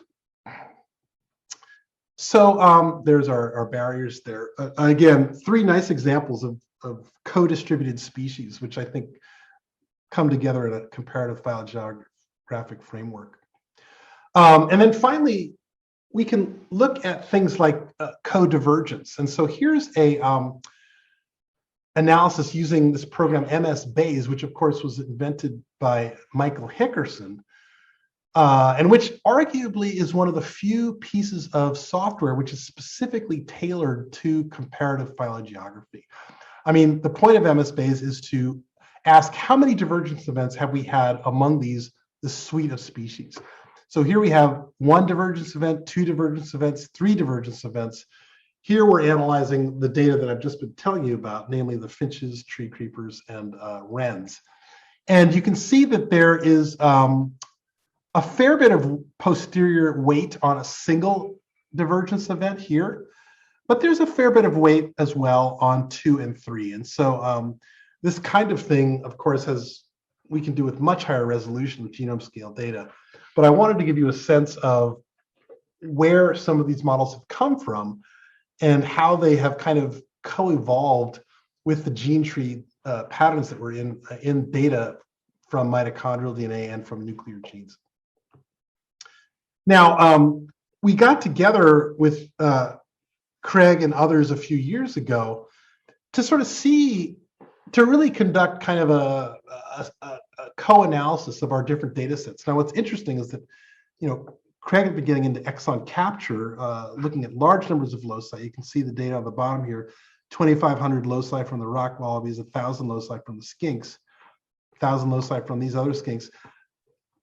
Sadly, we were still in the PCR era then, so we were looking at just a few tens of loci. But what's cool is you can put these side by side. So what we see here are the three areas of endemism at the top and the barriers. And we see how the gene trees actually are scattered across these three barriers among all the data sets, not just the not just the anonymous loci, which are mostly non-coding, but also the exons. We also see a wide range in population divergence times. We used BPP, Zhiheng Yang's program, to estimate population divergence times. These, don't get confused, these gene trees and the population divergence times are not on the same scale. So, but the important thing is to look at the relative patterns. And you can see the divergence in blue is across the Carpentarian barrier, and the divergence in red is across the Kimberley top end barrier. But you can see there's a lot of variation among lineages, and there's also, in some cases, quite similarity between lineages. Within a single lineage. So, for example, the skinks show very similar divergence times across the Kimberley and the Carpentarian, as do the fairy wrens and, to a certain extent, the grass finches. This is reflecting that very rapid speciation, which, of course, is the engine of all this gene tree variation. So we learned a lot, I think, in this comparison, although in some level we're comparing apples and oranges, because we're looking at non-coding loci on the one hand, whereas Craig's looking at exons. And a still unanswered question is, how do we put all these studies on a single footing that really is comparable?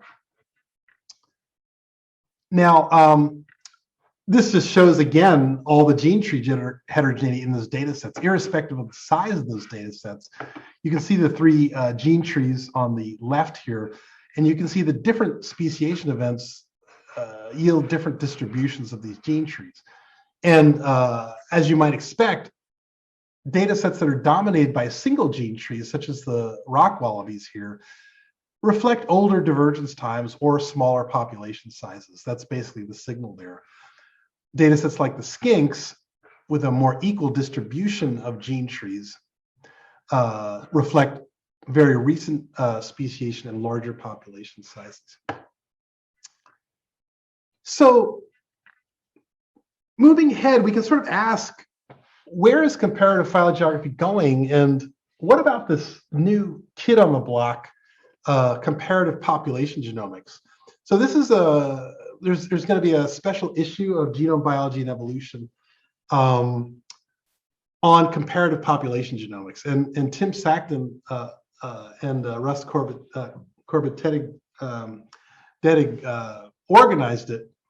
And when Tim asked me to contribute something, I'm like, well, I don't do comparative population genomics. I do comparative phylogeography. Can I write something conceptual? And he was like, sure, that would be good. And so, again, a bunch of partners in crime here, including Robin here, who organized this meeting, we got together and sort of thought about, well, where's comparative phylogeography going, and what can it contribute to this new upstart field, comparative population genomics? And as the title implies, comparative phylogeography can contribute geography, which, as we hope to argue, is really, really important in lots of ways, not just scientifically, but also in terms of, there's a lot of really interesting aspects of geographic perspective that relate to things like diversity and inclusion of communities that we'll mention in a little bit. So this is a bit of a busy slide, but we're comparing the different sets of concepts and parameters across these three fields: comparative population genomics, landscape genomics, and comparative phylogeography. And so what you can see is that, to what extent are these fields comparing different lineages? Well, comparative phylogeography, that's what they do, right? Whereas in comparative population, well, it's growing, right? It's still a small number of studies. And landscape genomics, which of course focuses more at the regional level, it's still pretty, there's not a lot of comparison going on. Emphasis on space, well, yes, for landscape genomics and comparative phylogeography, but certainly not for comparative population genomics. The emphasis in comparative population genomics is on measuring genetic diversity, as we saw in the previous talk, and asking what's modulating that genetic diversity. So it's a very different question than comparative phylogeography, which is trying to understand spatial evolution of lineages. And anyway, I won't go through everything on the slide. Things like natural selection, central to comparative population genomics. But comparative phylogeography, well, it's not, that's not its focus. It wants neutrality. It wants to be able to reconstruct history with neutral markers. And so selection is kind of a problem. Recombination, other kinds of things, really interesting to think about how these fields are related. And, just so we're clear, population genomics really focuses on the individual population, or perhaps that as a proxy for a species. Whereas phylogeography, again, acts more as a bridge to macroevolutionary patterns at the phylogenetic level.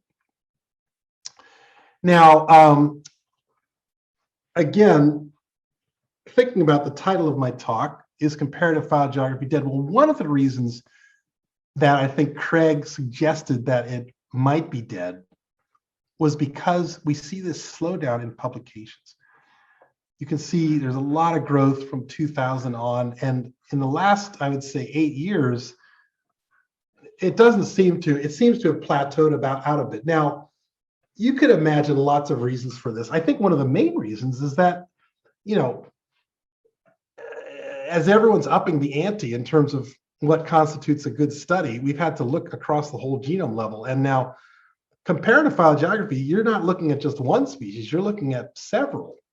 It's hard to do genome scale work on several species in a single study, especially, in countries where there are not a lot of resources. So that, we think, might be one reason why comparative phylogeography has slowed down a bit.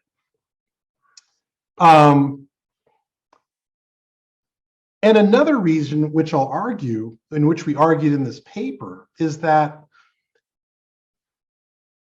the genome scale data that people are collecting, it doesn't lend itself to the sort of gene tree approach that has really dominated comparative phylogeography for a long time. And in fact, some people might be tempted to say, well, we don't do phylogeography anymore because we're not using gene trees. Now, that's a very simplistic and somewhat narrow view, I would say, but still, that's where phylogeography came from. It came from gene trees. And so to the extent to which we're not using gene trees anymore, maybe that means we're not doing phylogeography anymore. I don't know. Now, shifts in marker use have also caused a sea change here. And this just shows an analysis that we did a few years ago, showing how things like microsatellites, which you see here in green, were, growing, but not to the extent that SNPs were growing. You see in blue here, nuclear SNPs. Basically, population analysis today and to a certain extent phylogeography is dominated by SNP variation. It's a very different kind. We're actually not looking at gene trees anymore. And for someone like me who I love to just look at gene trees, it's troubling. It's like, well, what are we looking at if we're not looking at gene trees? You can also see that mitochondrial or chloroplast DNA, as I said earlier, drove the field to huge heights. And now, as we realize, mitochondrial DNA is probably not a complete picture of what's going on in any given species. So we're actually seeing a decline in the use of mitochondrial DNA in phylogeographic studies. This was, of course, a while ago where next generation sequencing was just starting, but basically SNPs are it. So it's yeah, of course, things like UCEs are around and other kinds of markers. And it's interesting to think about, well, are different fields using different markers, and what does that say about comparability? So, and I wanted to give you a really brief example of what comparative population genomics is, so you can get a sense of it. And also to point out that I'm not pointing the finger at folks out there. I mean, we do this too. So we looked at this really interesting pattern of cryptic speciation in these North American thrushes, Bicknell's thrush and the great sheep thrush.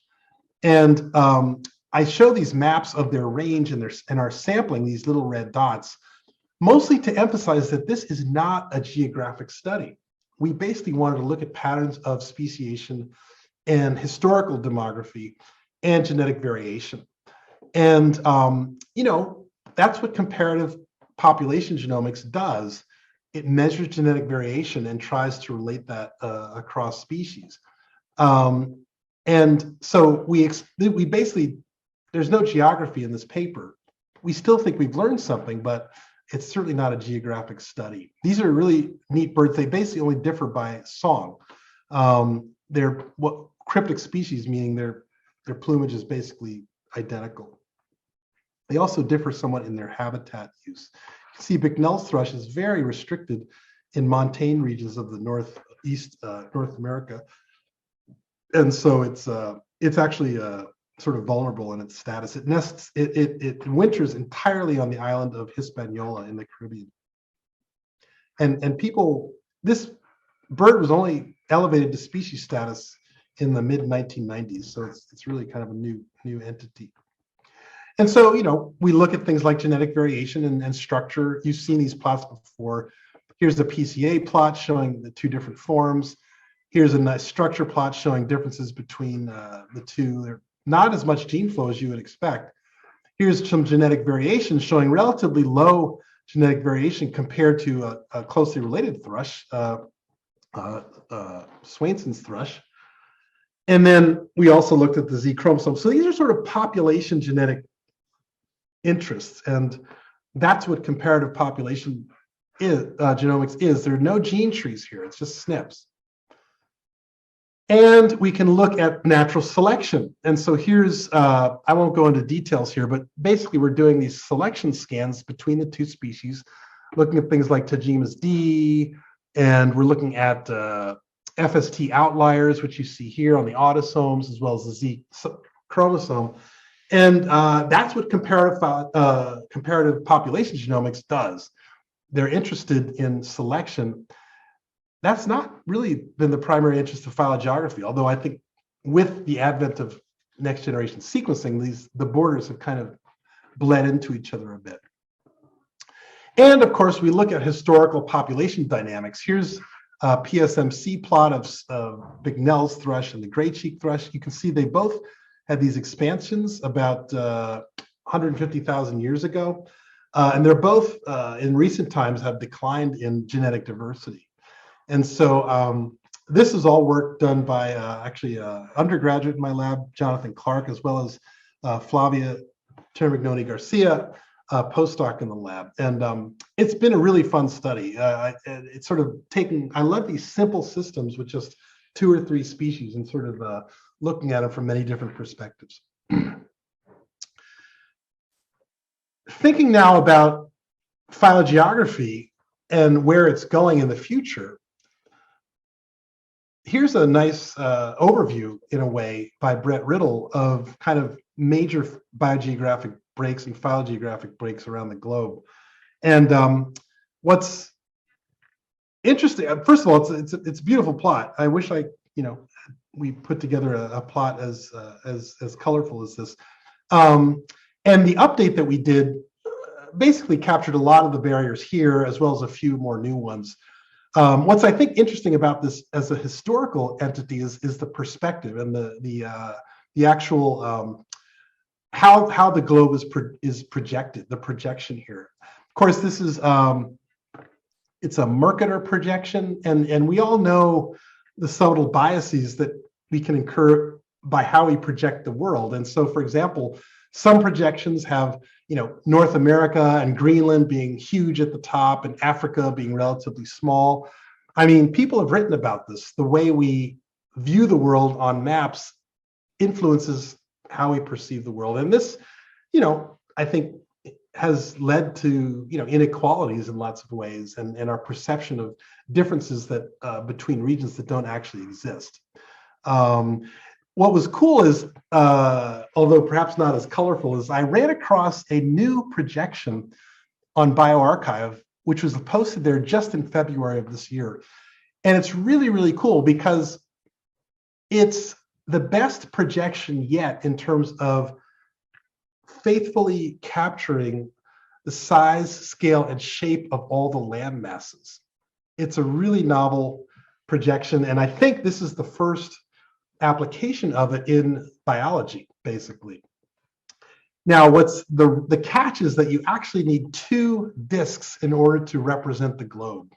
It's a really profound new way of looking at the globe, and I was able to talk to the authors, and they were very generous in basically producing this image for me, over which I lay these biogeographic barriers. So that's the new world. Here's the old world. We've got a nice supplement in our paper, putting names and papers on all these barriers. I will say this is mostly from an animal perspective. It'd be interesting to hear from Jeannine coming next. Are the barriers in animals the same as in plants? I think that's something that we didn't try to answer. But what I'm really excited about is just this projection and how, frankly, egalitarian it is. It sweeps away all of our preconceptions about how the globe is organized to a more accurate, scientifically accurate depiction. Now, we also looked at publication patterns across time, because there was a very important review in 2008 by Luciano Berenguer at Flinders University in Australia. He made a very urgent plea for greater participation of what we now call the Global South. My apologies if that term is offensive to anyone. It's sort of the best term I could find for this particular question. And so we took Luciano's review as kind of a benchmark, and we asked, have the number of publications coming from the Global North or Global South changed, and how has the contribution of each of these regions changed over time? And what you can see is that the contribution of the Global South has increased from when Luciano did his review from 1992 to 2008. So this is, I think, cause for celebration, although it's certainly not showing, it's basically reflecting the unequal distribution of resources and access to infrastructure in the Global North and Global South. Of course, countries like Brazil and China, which are both considered Global South countries, are a big part of this increase over the last few years.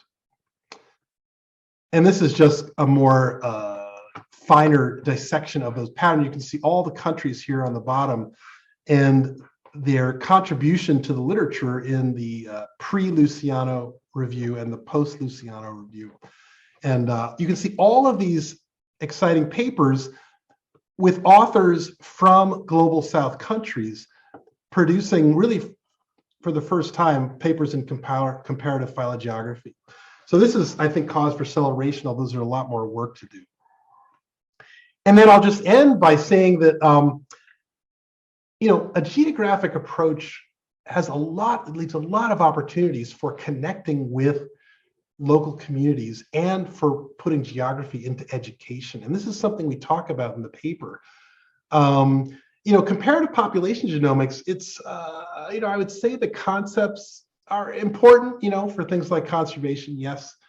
But, you start getting into linkage, disequilibrium, and natural selection, and, I think you immediately lose a big fraction of the global audience, because you're not talking about the organism that much anymore. You're talking about genes and genetic lineages. Comparative phylogeography, by contrast, it's organism focused. And I think it naturally lends itself to connections with local communities and potentially indigenous groups. And I think many phylogeographers in their work have in fact made connections between their research and local communities and indigenous groups. And so I think there's a lot more work to be done, but I think there's a lot of opportunities that comparative phylogeography offers that it would be frankly tougher to connect with comparative population genomics. So I think that's a major importance of comparative phylogeography going forward. And with that, I will end, and I just will thank you for your attention, and I thank all of my collaborators and co-authors, and I'd be happy to take any questions. Thank you, Dr. Edwards. That was a really nice talk. We'll just wait for a bit for some questions. I think there was just a comment here by Dr. Jeannine Cavender-Bares, who just mentioned is an old world and new world, also based on a particular perspective. Am I audible? This was a very small point, but yeah, sure. just the two maps of the old world and the new world.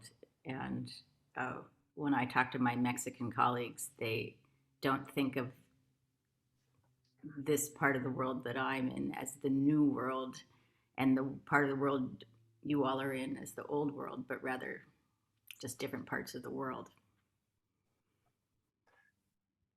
Is that Jeannine asking a question? Yes. Thanks, Jeannine. Yeah, I mean, look, it's a good point. I shouldn't have used that language. Yeah, you're absolutely right. There's no excuse for it, and I think perhaps I used it to raise that very point that, yeah, the language we use has an important bearing on how our scientific concepts are promulgated. And I think, yeah, well, but even terms like Palearctic and Nearctic, of course, paleotropics, they incorporate that new world, old world perspective. And so I'm wondering if there's any more culturally more sensitive terms that we could use as geographers in that specific context. That's a really good point. Please do raise your hands if you have any questions. We have time, so I think we can wait for a couple of minutes. Meghna, I think Harsha there's a panelist. had a question. Yeah, there is a. So Meghna, I think Harsha had a question. Yeah, can you unmute? Robin has posted it. Okay. I think there's also a hand raised, which I'm not able to find. Meghna, this is Bharti using Janvi's computer to ask a question, if I may. Sure. Go ahead, Bharti. Very interesting talk. I was just wondering if a lot of criticism of comparative phylogeography are often related to studies where, for example, you're comparing species which differ in, say, a trait like dispersal ability, and you have predictions of how they might respond to a barrier, for example. And when it does fit the pattern of your expectations, you say, yeah, we've got it. But if it doesn't, it's always related. The explanations given are often related to, say, demographic fluctuations in the past and maybe not very strong alternate hypotheses. Do you think that might be a problem, or what are your thoughts about that? Yeah, thanks. That's a really good question. I mean, yeah, and I think you rightly point out that the main focus of comparative phylogeography is finding, shared patterns of history, single divergence times across barriers and stuff like that. And yes, I think there's a greater, basically from our review of the literature, there's very few examples of that. It seems like most lineages are evolving across these barriers in different ways on different timescales and at different rates. And it's because of things you mentioned, like differences in dispersal and gene flow and things like that. You seem to sort of imply that, comparative phylogeography may be less hypothesis oriented. I don't know if I'm putting words in your mouth, but I would actually say that comparative population genomics is at least as descriptive as comparative phylogeography. And I think you can put both sciences, you can, I think, make into hypotheses. But and you're right. You say that, if we don't find a co-distributed pattern or a contemporaneous pattern of divergence, then we sort of reach for explanations. Yeah, that's exactly right. And perhaps maybe in that way, comparative phylogeography should change or update its key hypotheses or key predictions. I think what you're saying makes a lot of sense.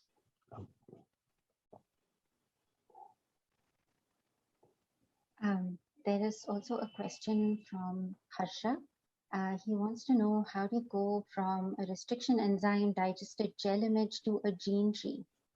And how do you compute? Okay. You can see I'm dating myself. This is I did the first chapter of my thesis using restriction enzymes. Of course, there are probably some of us in the room who used allozymes, which were the workhorse of population genetics for a long time.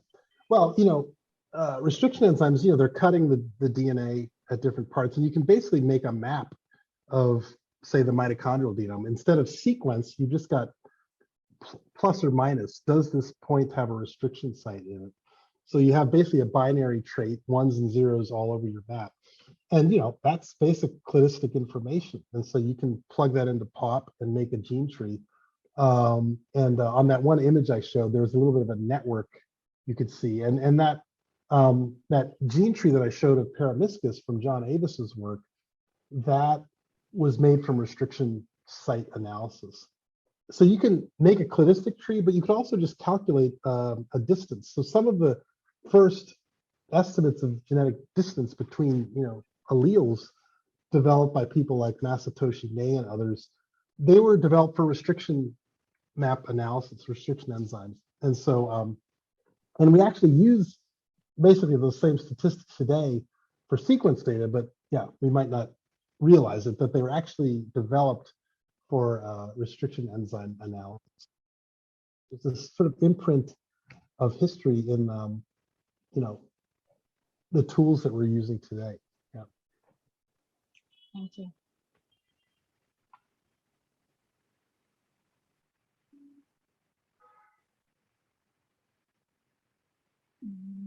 I think there's another question. I think you can unmute yourself and go ahead. Somebody's raised their hand. Yeah, that's me. I don't. Yeah, Scott. So I was wondering, there's this like you mentioned that there's this race to increase the number of loci, and you're going from a few genes to tens of genes, and then you're at thousands and so on. So at what point do you are we all heading towards full genomes to answer simple questions? That's something that I keep getting asked often. And do you have any thoughts on this? Yeah, thanks, Robin. That was a great question. And I think, as you remember, we sort of struggled with this in our paper. I mean, personally, I feel that whole genomes are overkill for comparative phylogeography. We don't need them. Especially if we're not particularly interested in natural selection, which isn't the classical domain of phylogeography. We could get by very well, I would say, with RADseq. I think RADseq is a fabulous approach for phylogeography.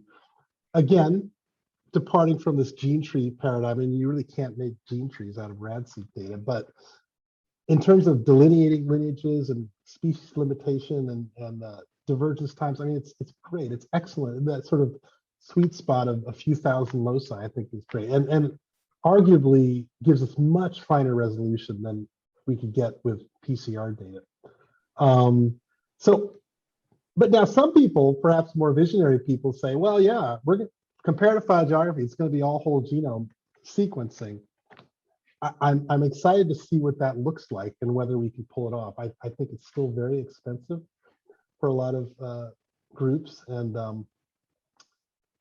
like I say, I just think it's overkill for the questions of comparative phylogeography. But I would love to hear from folks that might think otherwise. Yeah.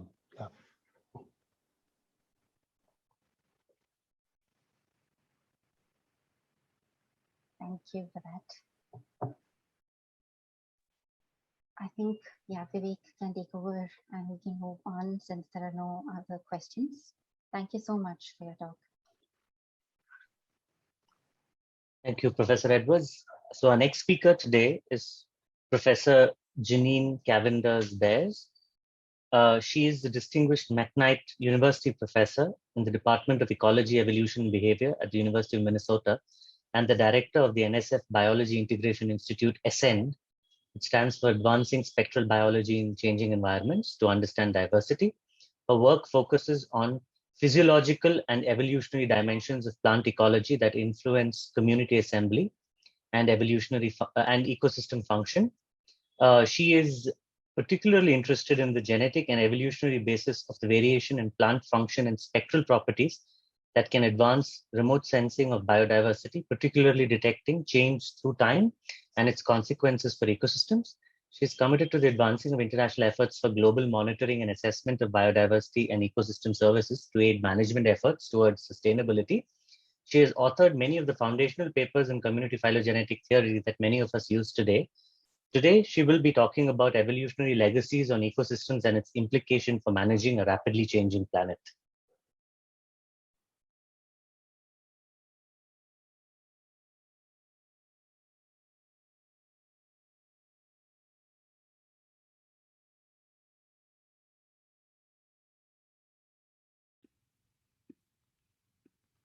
Hi, everyone. Thank you for that introduction. Can you hear me? Yes, we can hear you. Okay. Well, a former graduate student, Sean Kotari, convinced me that this would be a great group to participate in. So thank you for the invitation. And I'll just remind you what we've all been living through, and that is that the climate is changing. It's changing very rapidly, and the future is going to look very different from anything we've known over the past 5 million years.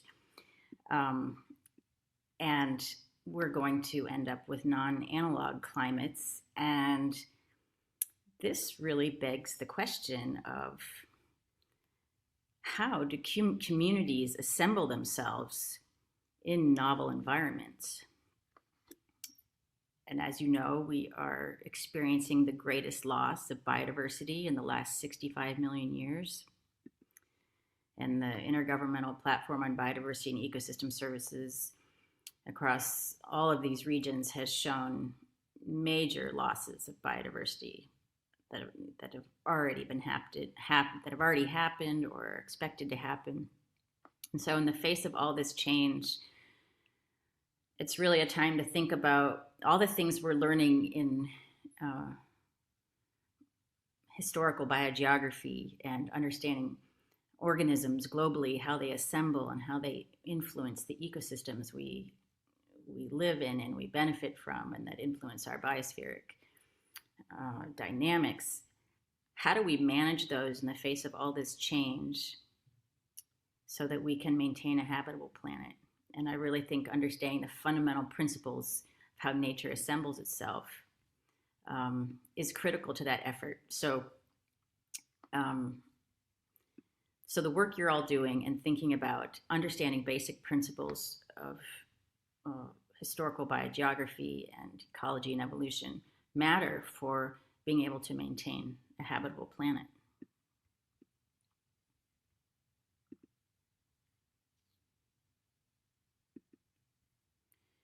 So Humboldt, was the early one thinking about these issues, and he was really trying to understand the oneness, how nature came to be the way it is, and he, went around the globe meticulously measuring everything he could. I chose this picture of him in the field where he's got every possible instrument trying to measure the climate and temperature, and precipitation, and looking at all these organisms. And he was the first to come up with these global maps of climate realms that he then linked to phytogeographical regions, which are mapped down here below. And he was really interested in how the world, nature in the world, got to be the way it is. And moving forward, so there were early naturalists like Humboldt and Darwin and Lucy Brown, these folks who were really taking an integrative approach, thinking about historical, evolutionary, ecological processes, all as one kind of set of processes to understand why the world looks the way it does. But then disciplines became, biology started to fragment in many, many different disciplines as they each advanced, and they started to separate from each other. Ecology, for example, became very, very mathematical. And then it became more useful to actually break ecology from evolution because it was an easier mathematical problem to treat. And so the idea was, we don't really need to know where species came from and how they got there. That's the problem of the evolutionary biologists. What we're interested in is really just understanding how this pool of species assembles into communities, and what are the rules by which species assemble into communities. And so that question was the realm of ecology, whereas where the pool came from was the realm of evolution. The problem is that these things are inextricably related, and there's evolution going on within communities, and the evolutionary process that generates the pool may have important consequences for assembly. And so one way that I like to think about this is I like to think about all these processes together. And,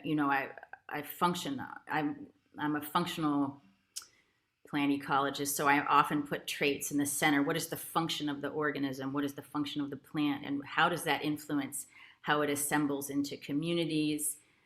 How does it influence ecosystem structure and function?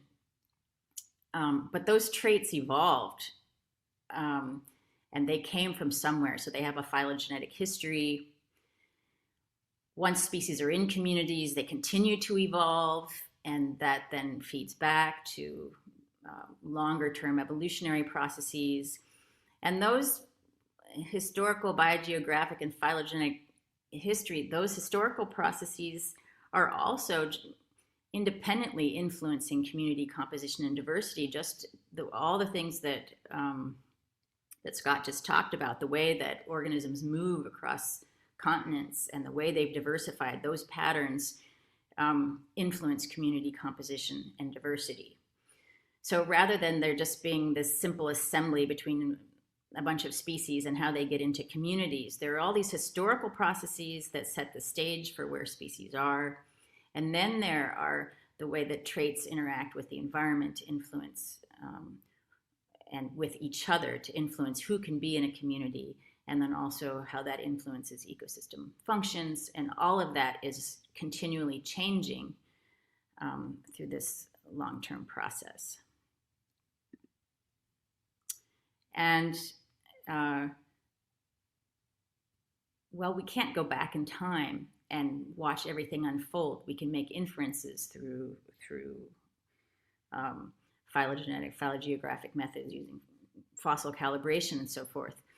But for ecologists, we can also get some clues from different spatial scales. And so at the smallest spatial scales, we might expect density-dependent interactions to be dominant. And at larger spatial scales, environmental sorting might become more important. Then these longer-term processes and dispersal macroevolutionary and biogeographic processes become very important at the larger spatial scales. But any given point on the ground is really the accumulation of all of these processes, the historical processes, dispersal processes, and species interactions. All of these processes together influence what we see on the ground in any place.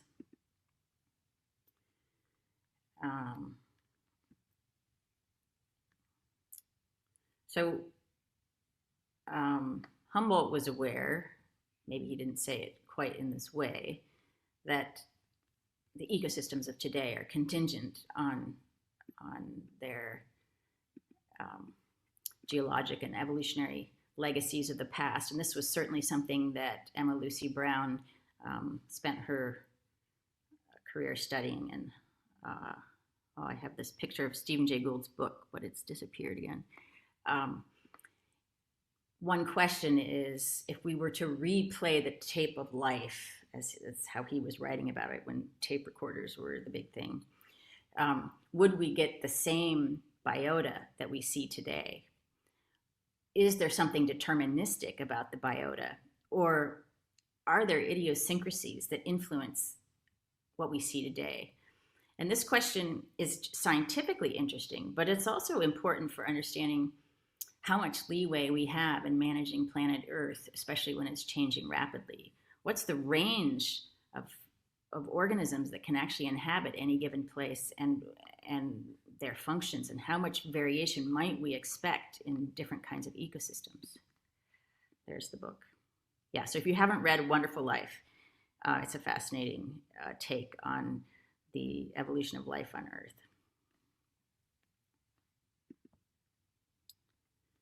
And, you know, the jury is definitely still out on whether life we see on Earth and the ecosystem functions that result from the interplay of the stage, geology and climate, how much that influences ecosystem function.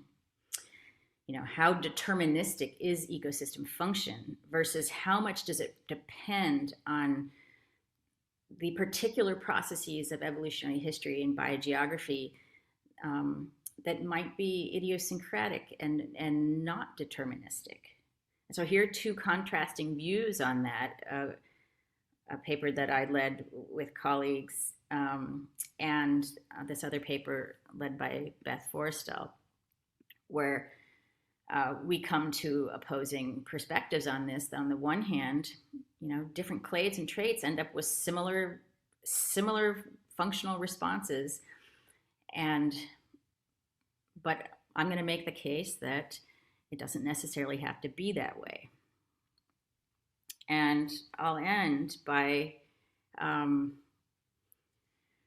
talking about how we can use these rapidly advancing remote sensing tools that our space agencies are investing hundreds of millions of dollars in, billions of dollars in.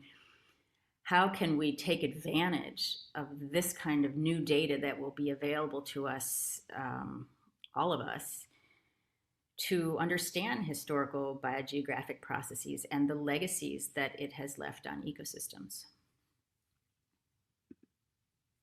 So I will just remind you about how the Earth has been changing through time. And here's a very simplistic diagram showing, simplistic graph showing how carbon dioxide has changed over the last 90 million years. And how temperature has been declining over this period of time. And as these climatic changes have happened, biomes have shifted. And whereas 90 million years ago, a lot of the Earth was covered with lowland tropical forest, they had their peak expansion in this early period. As the climate started to cool and dry, we then got the tropical dry forests, an expansion of that biome. And then subsequently, we got temperate forests as some 40 million years ago, when the Earth started to cool, and we got the expansion of temperate forests. And more recently, and only relatively recently, did the desert biome emerge and the savanna and grassland biome as the Earth got much drier. And Mediterranean regions, where I'm in right now, I'm out in California, these are very recent, only perhaps 5 million years. And so you can imagine that evolutionary processes that happened a very long time ago, you know, the new biota had to come from the previous biota that was adapted to a very different climate and had to change and evolve, but also fit into very different environments. And so there were legacies of the past all along the way that influenced how community assembly and biome expansion, how that unfolded. And there's tundra and alpine, it's very, very recent, last couple of million years.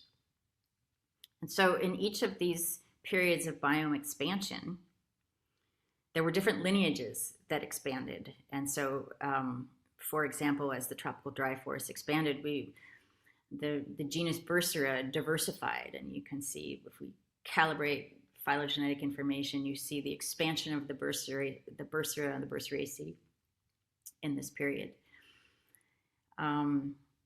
In the temperate forest, at least in the northern hemisphere, we got the expansion of the genus Quercus, the oaks.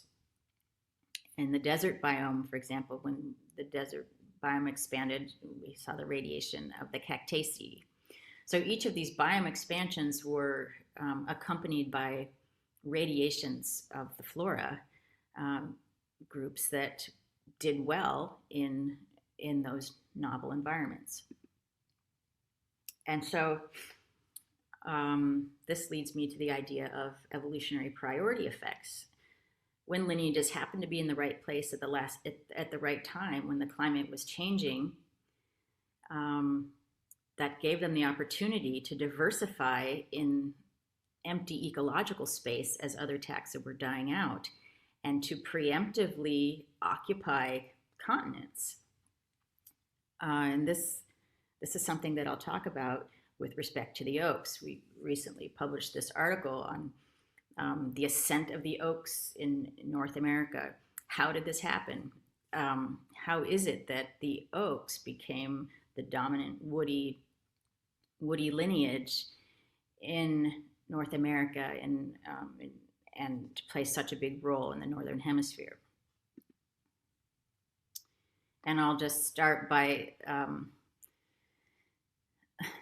considering a single region. This is in Florida, where we look at the species around us, we observe those communities, and if we were just simply thinking about community assembly processes as a pool of species that assemble into different environments because of certain traits and so forth, what are the rules for assembly, we might actually miss the role of these long-term processes that influence the assembly. So here are ecosystems in Florida, different communities in Florida, the scrub system, the sandhill region and hammock regions, very different environments with different sets of species, and in this case, different sets of oak species, different communities of oak species. And now I'll just take you back a little bit to think about, okay, what might you expect the phylogenetic structure of communities to look like based on the history of diversification? And so just to take a cartoon example of this, if you were to take, I've just taken a single lineage, let's say it's oaks, or it could be passerine birds too, but let's just take a single lineage and break it into two parts. So these two phylogenies would actually be connected. But this would be, let's say that this is a climatic or environmental gradient.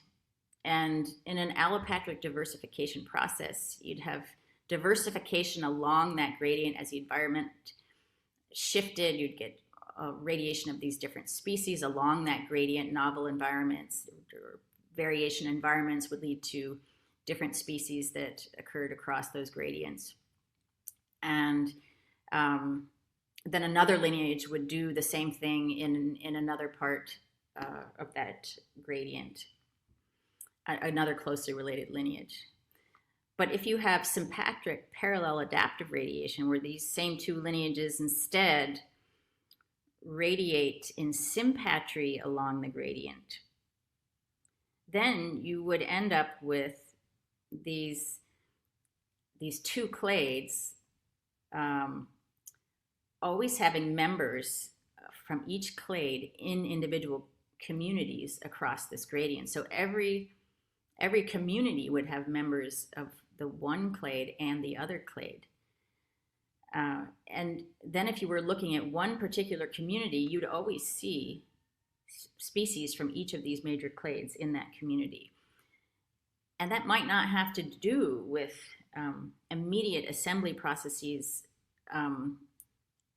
alone, but may have this long-term diversification process would then be really important in assembly of local communities. And I'll just keep playing with this idea. So if on the left side we have this allopatric diversification scenario, and on the right the sympatric parallel adaptive radiation scenario, we could look at the phylogenetic structure of communities and their trait structure. And the phylogenetic structure, if we move across area, we might expect in the sympatric parallel adaptive scenario, we might expect over dispersion because you're always having distant relatives occurring together. Whereas in the allopatric scenario, you would actually expect clustering because because they had diversified along different parts of the gradient. If you look at the traits, you'd also expect clustering in the traits for the allopatric scenario, and you'd expect increasing clustering with larger spatial scales because environmental sorting would be more important and density-dependent interactions would become less important at that scale. But when you look at the sympatric parallel adaptive scenario, you see that over-dispersion is expected at smaller scales, in part because of density-dependent interactions, but the main driver is the way that they diversified. But the traits have also now evolved to and have been sorted to fit the environmental gradient. So they would be clustered to match the environment. So you'd have similar trait values of different species within a given community at all of those scales, with increasing at larger spatial scales. So the point here is we would predict a mismatch between the phylogenetic structure and the trait structure in the sympatric parallel adaptive radiation scenario, but we'd expect the same pattern in an allopatric diversification scenario. And so going back to this region in Florida, here we see a pattern of phylogenetic overdispersion. This is just a single community though, and in any community you have species from a red oak lineage, a white oak lineage, a live oak lineage, and so you have distantly related species occurring together. And if you look at each of these species across environmental gradients, their peak abundance is in different parts of that gradient. And you see the same thing for the red oaks as for the white oak, live oak group. And if you look at their functional traits are correlated with the environmental gradient. So those traits have evolved to match those environmental gradients. And if you break the phylogeny into two parts, like I did in the cartoon, and you just sort of take the red oaks and the white oaks and look at their distributions along a soil moisture gradient, you see that they are parallel. They're doing the same thing. They've spread out along that gradient in the same way, even though they're two distinct lineages. And if you look at their functional traits, they're doing the same thing. They've spread their trait space out. Both of those lineages have done it in the same way. So this suggests that it might be parallel sympatric parallel adaptive radiation, but we can't tell from a single community. But if we go back to looking at the evolutionary history of the phylogeny of all the oaks in the Americas, and this is work that did this now a few years ago, but I never thought this work would ever finish, because when I was in graduate school, oaks were the worst case scenario for the biological species concept because of introgression. It seemed like it was really difficult to get monophyly of lineages because of all the introgression. And this is using RAD-seq data by scanning the whole genome and using all of this molecular information, we were finally able to resolve phylogenies that were very meaningful. And you know, we used to have this idea that the oaks had evolved in the tropics, this out of Mexico scenario, because the oaks have their center of diversity in Mexico. And we thought they had maybe, because most of the species were in Mexico, maybe they had migrated out of Mexico into North America, into the northern part of North America, into the temperate region there. But in fact, what actually happened now that we've done this work and used fossil information to calibrate it is that they evolved they made it into the Americas some 40 or 45, 50 million years ago, and they hung out at high latitudes. And that's about when the Earth started to cool. Recall that the Earth was cooling some 35 million years ago very rapidly, and the tropical taxa that used to cover North America started to die off. And that opened up all of this ecological space for the oaks to diversify. And so when that ecological space opened up, they radiated into these two major lineages, the white and the red oaks, and then these smaller lineages. They radiated throughout the eastern temperate, what is now the temperate deciduous forest, and west of the Rocky Mountains. And then from the east, they went down into Mexico, and some 20 million years ago, the volcanoes that are those volcanic mountain chains rose, creating opportunities for speciation, so that the high number of species that are in Mexico now are actually a consequence of the rise of those volcanic belts some 20 million years ago. And that's why there's so many species in Mexico. And then they kept going down through Central America and just stopped in the northern part of South America. And we don't know why they stopped there, but there's very few species made it through Panama. And it may be that Nothofagus had by that time filled up all the ecological space in South America, so the oaks couldn't really get a headway into South America.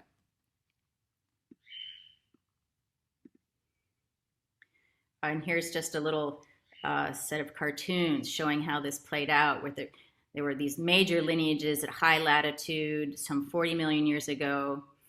30 million years ago, they split on different sides of the Rocky Mountains and started to diversify in the east, and then they radiated, but both lineages were radiating sympatrically and in parallel.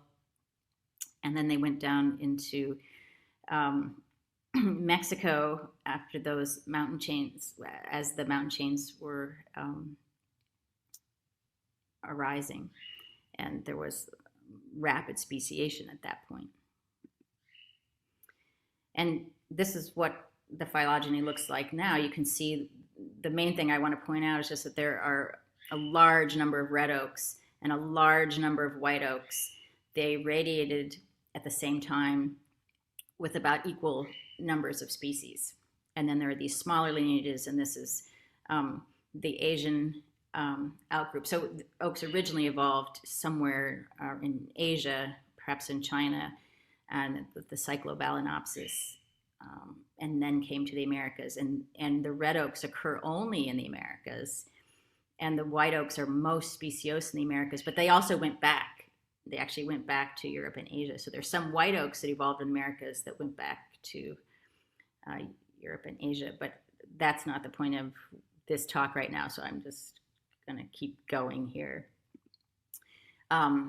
So I want to show you this is using data from the United States Forest Service, where they've got maps all over the United States of the forest composition. And so we can use that to look at the ecological niches of any tree species, and in this case of the oaks. And the gray dots are just showing the distribution of all of these plots of all forests in the United States on two axes in terms of their precipitation and their temperature of the coldest month. And so this is where forests occur in the United States, and then the colored bubbles are where the red oaks occur, the niche space that the red oaks inhabit. And if you look at the white oaks plus these small lineages, they occupy basically the same environmental niche space, with the exception of this species, Quercus gambellii, that occurs. It's a white oak species that occurs where red oaks don't occur in the Intermountain West. So in high altitude, really dry environments where the red oaks haven't made it into. And if we look at maps of the United States, And these same kinds of diagrams where we take the red oak and the white oaks and break them apart and compare them on an axis of temperature. You can see the different species spread out all across minimum temperature as a niche axis, and their functional traits like specific leaf area are spread out all across this functional trait space. And if we look at their distributions in these plots that the U.S. Forest Service has, where all the forests are in the United States, you can see the white oaks and the red oaks have completely overlapping distributions, with the exception of one white oak species that occurs in this montane region here, Quercus gambellii. If we do analyses of convergence of trait evolution, we see that those eastern red oaks and white oaks show complete convergence in their optima for a suite of functional traits. So there's some western oaks, like in California where I'm sitting right now, that are doing something different, but the eastern red and white oaks show very similar trait optima and distributions around that optimum for their functional traits, demonstrating that they did indeed have convergent evolution in their function. And that was something that occurred during this process of sympatric parallel adaptive radiation. If we then look at the phylogenetic structure and the trait structure across the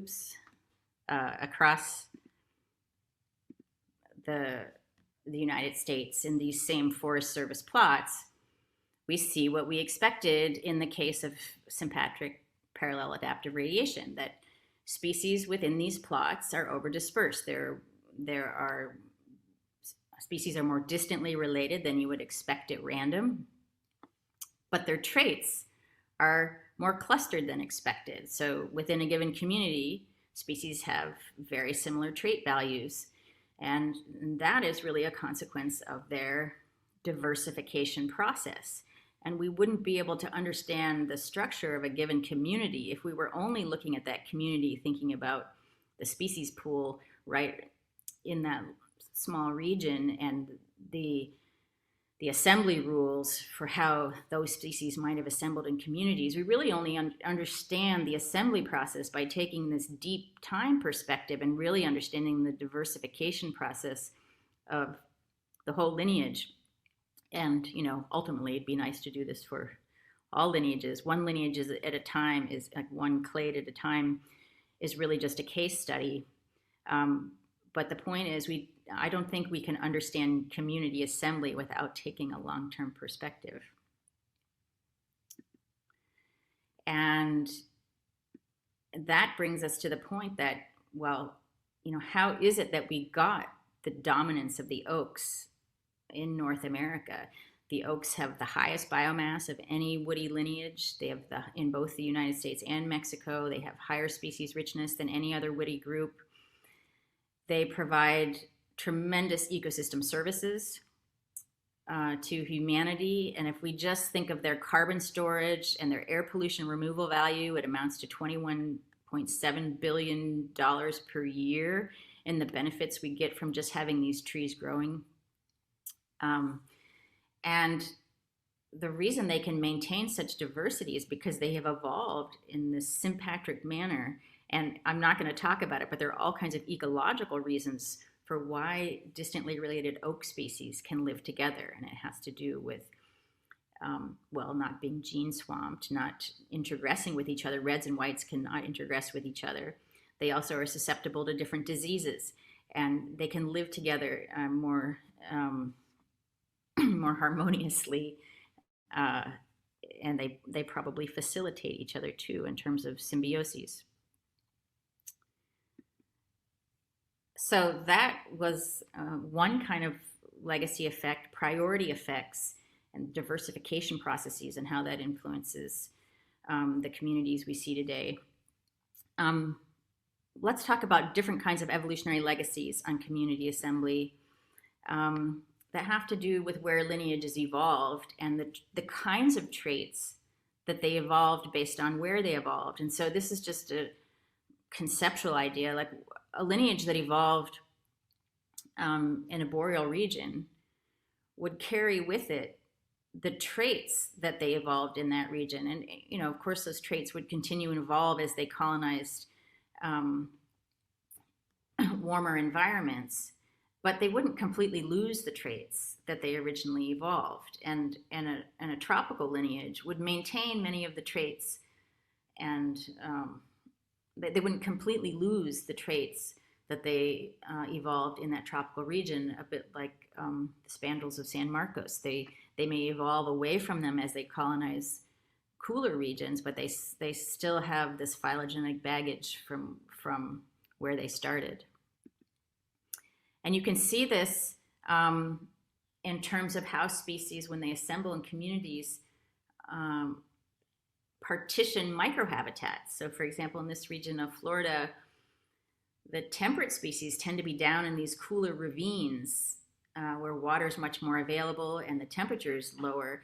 And the subtropical species tend to inhabit these dry, hotter places in the environment. So they have different histories and they assemble reflecting those histories. Here's an example from southern Baja, California, which now has largely desert vegetation.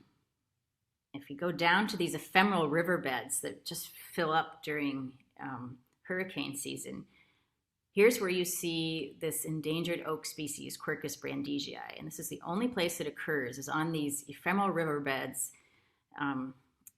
in southern Baja, California. If we look at its next closest relative, Quercus fusiformis, you see they have very disjunct distributions. But the ancestral species was thought to be in this entire region. And they split through the Sea of Cortez and also through climate change and range retraction, so that now Quercus brandegii is only in this small pocket in the Cape of southern Baja, California. And if we use models using molecular information to time the population, the ancestral population sizes, and when that occurred, we see that Quercus fusiformis had a much greater ancestral population size than Quercus brandegii, but the ancestor had a much larger population size. And we can also time the split using calibrated phylogenetic information to about 5 million years ago. So the brandegii and fusiformis split some 5 million years ago, which aligns with the inception of the Sea of Cortez. And so what this basically means is this species has been hanging out in this dry climate where all the vegetation around it is desert vegetation. It's had 5 million years to adapt to the desert and climb up out of these ephemeral waterbeds, riverbeds, and it hasn't done it. So it hasn't evolved to become a desert species in all of that time. And that's just an indication that I don't think there's lots of other corresponding experimental evidence to suggest that we shouldn't expect trees to evolve rapidly in the face of climate change. There are long legacies of trait conservatism that influence the kinds of environments they can inhabit.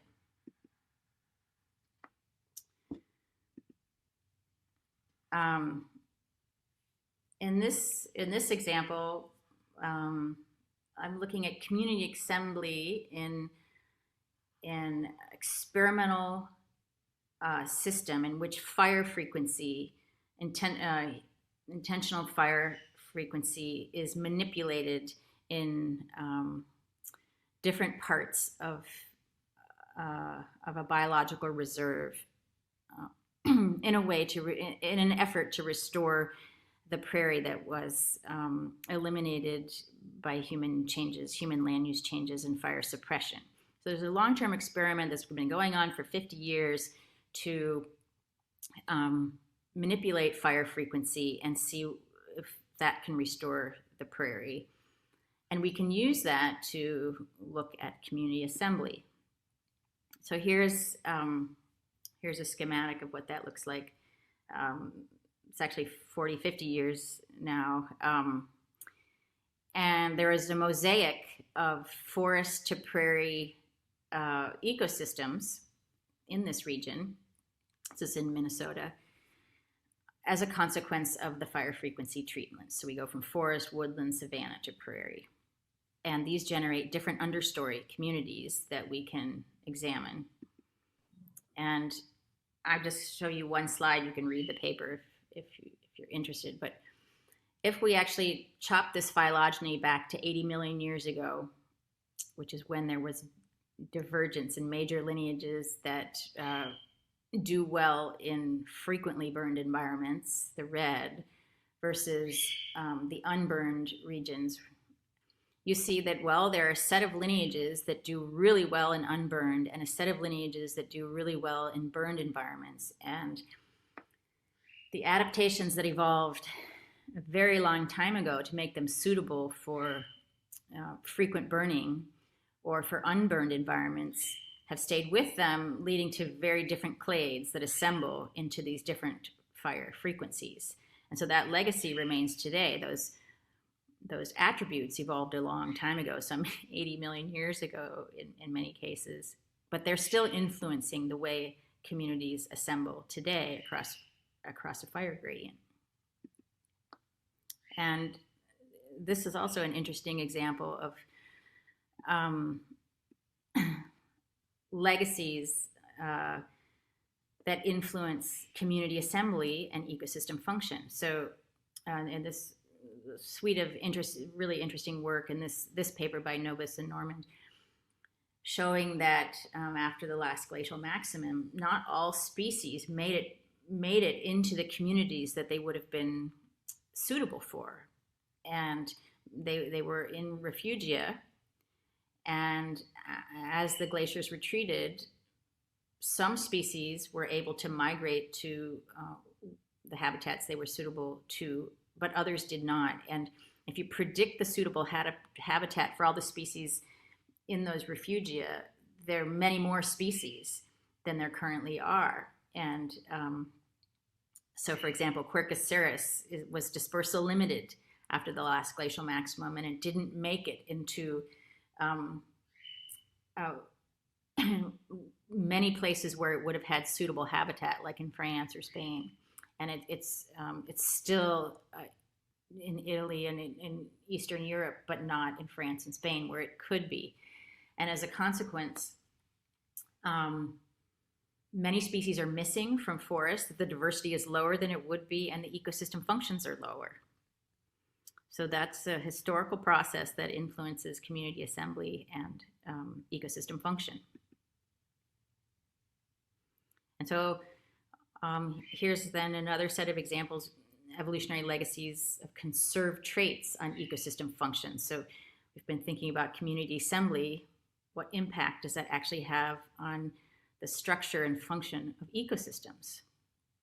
And I'll just give you a very simple example. This is a tropical oak species that has a disjunct distribution. Its southern range limit is in northwestern Costa Rica.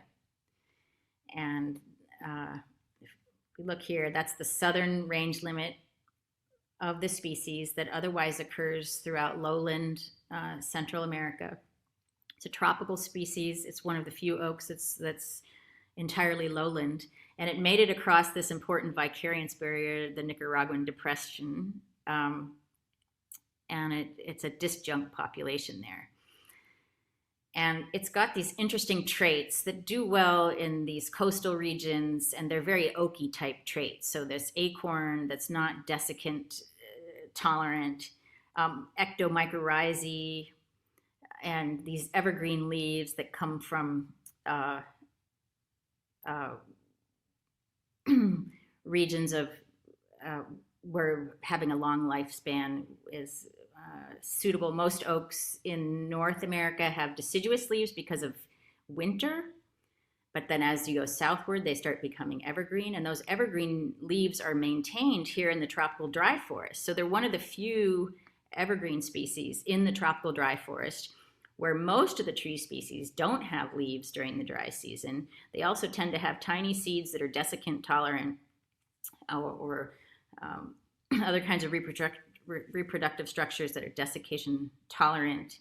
And most of these are arbuscular and mycorrhizal. So the oaks are weird here, but those traits actually evolve somewhere else, and they're able to persist in this ecosystem because they have very deep roots and can access water from below. But they didn't evolve in this system. They fit themselves into this system, having evolved somewhere else. And the oak ecosystems, as you see here, you can identify these from satellite.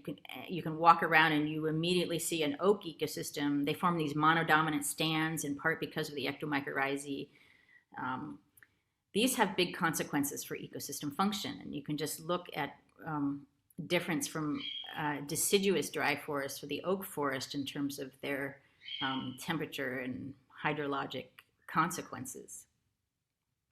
So we can think about that on a global scale, and this is going back to Humboldt.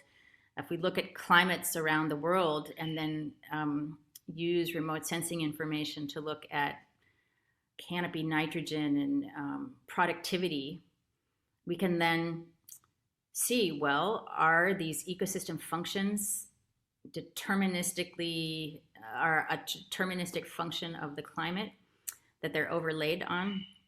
If we control for climate and geology, do we get the same? If we consider the climate and geology, do we get the same ecosystem functions around the globe?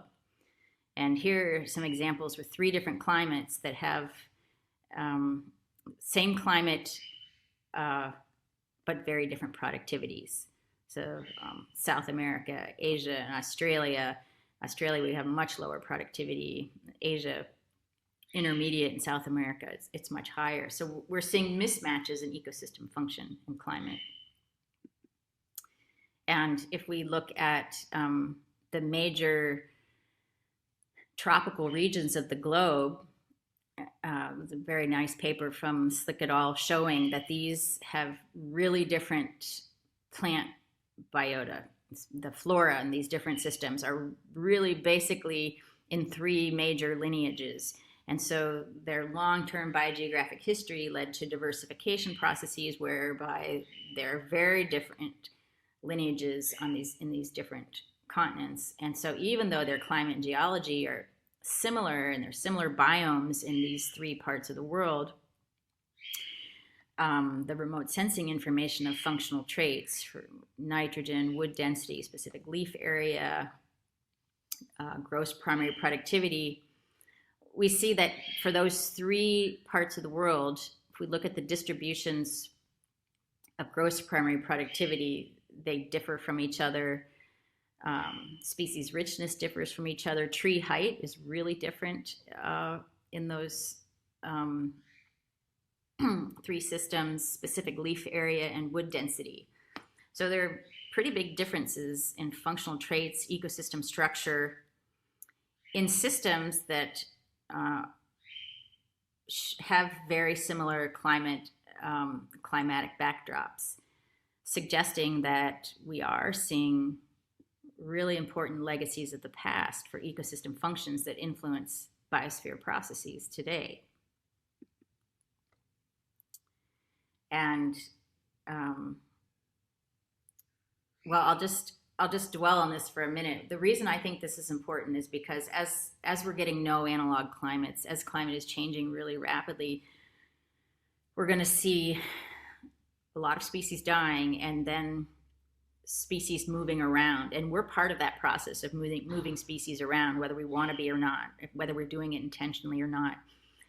And we see from this that there is a range of function and a range of ecosystem functions that can exist on any type of on a given type of climate, and might we actually use that knowledge, the range of functions that might work, and our knowledge of the suitability of species for different regions to manage our ecosystems in a way that we maintain a habitable planet. So not only is this very interesting going back to Humboldt, but also important for managing our ecosystems so that we can maintain a planet that we're still able to live on. And this brings up a point that's related to the point that Scott was making, that it's a lot of work to develop this phylogenetic information and to do all these trait measurements and to get the occurrence data to get species distributions. And if we, I'm going to skip this for a minute.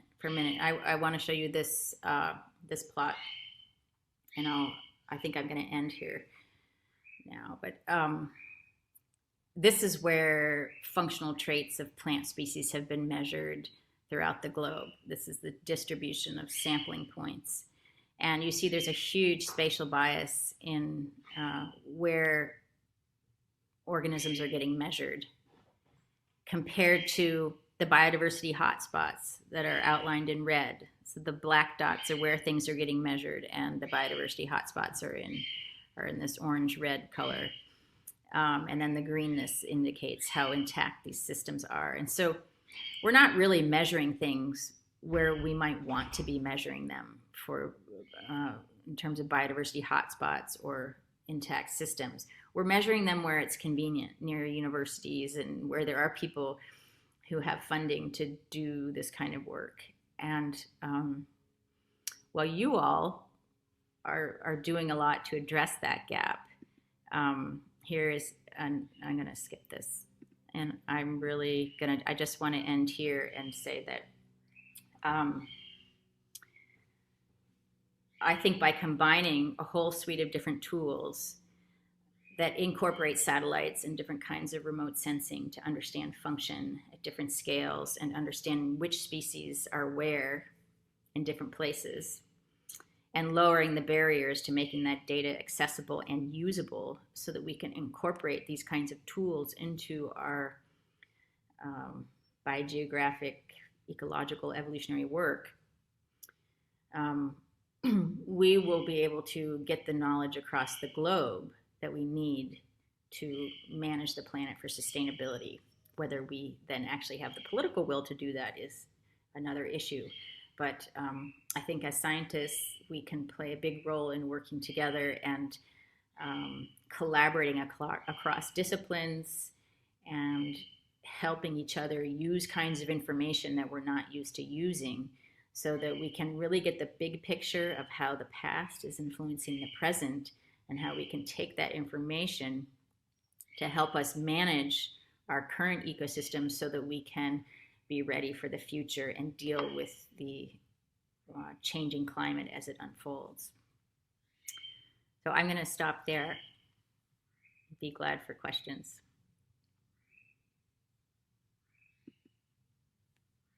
Thank you so much, Dr. Cavender-Bares. That was a really interesting talk. Thank you so much for that. We'll just wait for questions, and people can raise hands, please.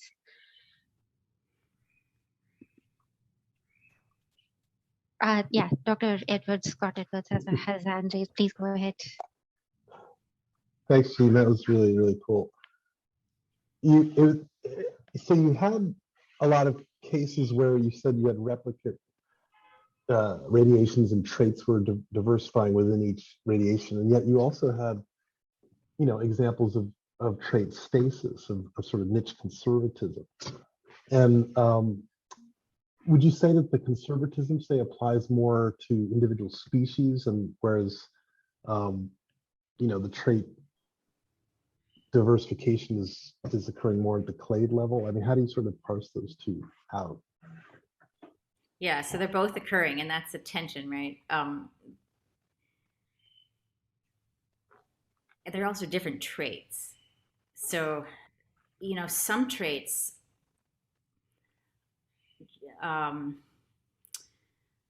are just in, like the acorn in an oak. All oaks have acorns. That seed property, that basic seed property has not changed throughout the whole lineage, but they have adapted to many different environments, and they really just have a few key traits that they keep changing. One of the things they do is they go back and forth between whether they have deciduous or evergreen leaves, and they shorten their phenology to match the season length. And that's something that they can, there's some plasticity in that, but it also varies among populations and has a genetic basis, even within a single species. So that seems to be something that is labile, plastic, and has a reasonably fast evolutionary rate. I think they also changed their wood structure. They changed their hydraulics, their wood anatomy pretty frequently as well. But many things about oaks are just very oaky. They just don't change at all. If you take the eucalypts, they have many attributes that are just really different from oaks. And so if you do a thought experiment of what would have happened if the eucalypts had taken over North America, you'd have very different fire properties, very different organisms that would be supported by them based on the organisms that eat the fruits. And so it's not just that there are different temporal scales to think about, it's also just different traits evolve at different rates and have different consequences for ecosystems. Thanks for your question. Thank you. No, that's interesting. Just out of curiosity, oh, there's a panelist, there's a question. Let me just see. Yeah, Jeannine has a question. Please ask, Jeannine. Thank you for that wonderful talk. Just continuing with these different traits, would they also influence the diversification rates in these two plates? Was I audible? I didn't hear the question, sorry. So just continuing with these different traits you mentioned in the two oak clades, would they also influence the diversification rates, or will it be a similar traits which influence diversification rates? Or is there an influence of these traits on diversification rates? Is the first question. That's a complicated question, and I don't really have a good answer. I think that being deciduous, having the capacity to be deciduous and drop leaves when in unfavorable seasons, enabled the oaks to flourish and diversify relatively rapidly when the earth cooled and now there were winter periods emerging. The other lineages that were there at the time may not have been able to do that. And when you look at the oaks, the lineages that have the capacity to be deciduous are the ones that have all the species. They're the ones that diversified. And the lineages that are only evergreen, they're relegated to warmer climates that have minimal unfavorable season. So I think deciduousness was pretty critical for the oaks in diversification. There may be lots of other things too that I don't know about. But just when I've looked at functional traits in relation to their patterns of diversification, that's what I see. Thank you. Are there any other questions? There's another question. Oh, that's still Jeannine, sorry. So is there a way that you could find commonalities across species with similar traits and predict whether they would have similar responses to these climatic changes?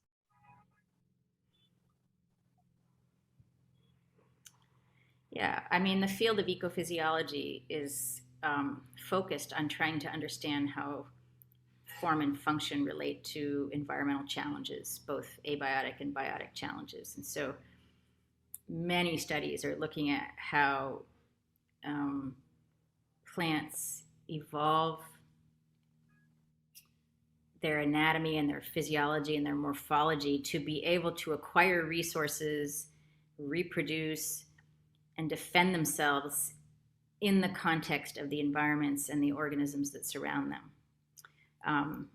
And I think we know a lot about the kinds of traits that allow for adaptation, that allow for resistance to stress.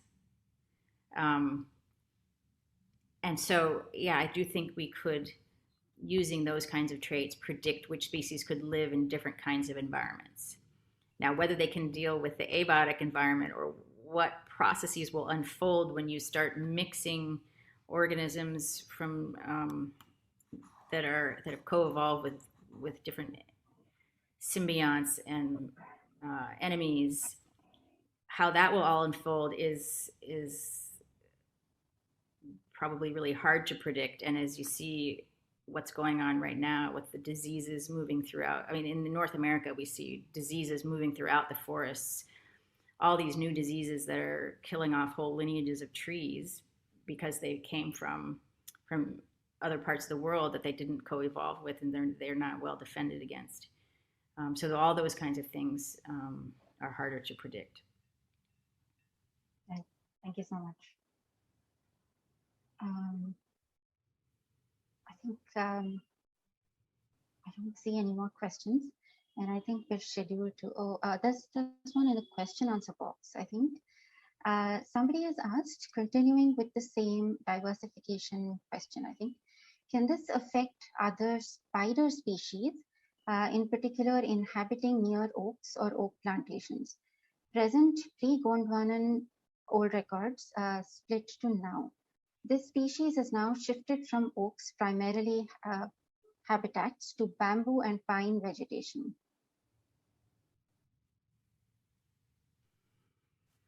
I don't know about these spider species. So they're gall wasps that have diversified in parallel to the oaks as they've diversified. In fact, there's a group of entomologists that follow me around, like when where I've been collecting oaks and looking at how their population genetic structure, what that looks like, and their diversity. They go around afterwards and they collect the gall wasps, and they find that they're these very high fidelity of these gall wasp populations to the oak populations, and their diversification patterns, the macroevolutionary diversification patterns are parallel in very interesting ways. But I don't know about the spiders, so I can't say anything about the spiders. I think Jeannine might want to comment on this.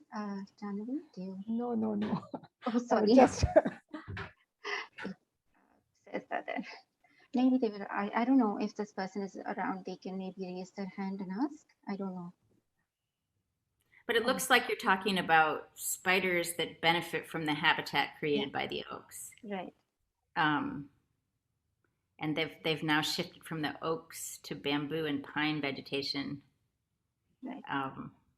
It sounds like a very interesting system, and I'm curious what you find. Yeah, that is not like the gall wasps, which would depend on using the genetic machinery of the oak. So they have to be very tightly co-evolved for that to work, where this is more like creating habitat. And there may be lots of ways to create similar habitat, and it doesn't depend on the particular genomic functioning of the oak, but really just the wood structure or the shade or the particular architecture that matters. All right. Thank you so much, Dr. Cavender-Bares. I think we are out of time for the question answer session now. And I'd like to hand it over to Jeannine for the vote of thanks. Jeannine? Yeah. Thank you so much. Thanks, Meghna. And thank you to all the speakers and our audience, especially Jeannine Cavender-Bares, who joined us so early in the morning. It's, I think, 7 a.m. for her to join us. Thank you to Professors Edwards, Aparna, and Bharti, and our wonderful audience. I take this opportunity to also thank our host institutions, Center for Cellular and Molecular Biology in Hyderabad, National Center for Biological Sciences in Bangalore, and Indian Institute for Education and Scientific Research, Tirupati, and also the International Biogeographic Society, who is hosting the Humboldt Day across the globe. and all our wonderful volunteers who worked for this event. So thank you all.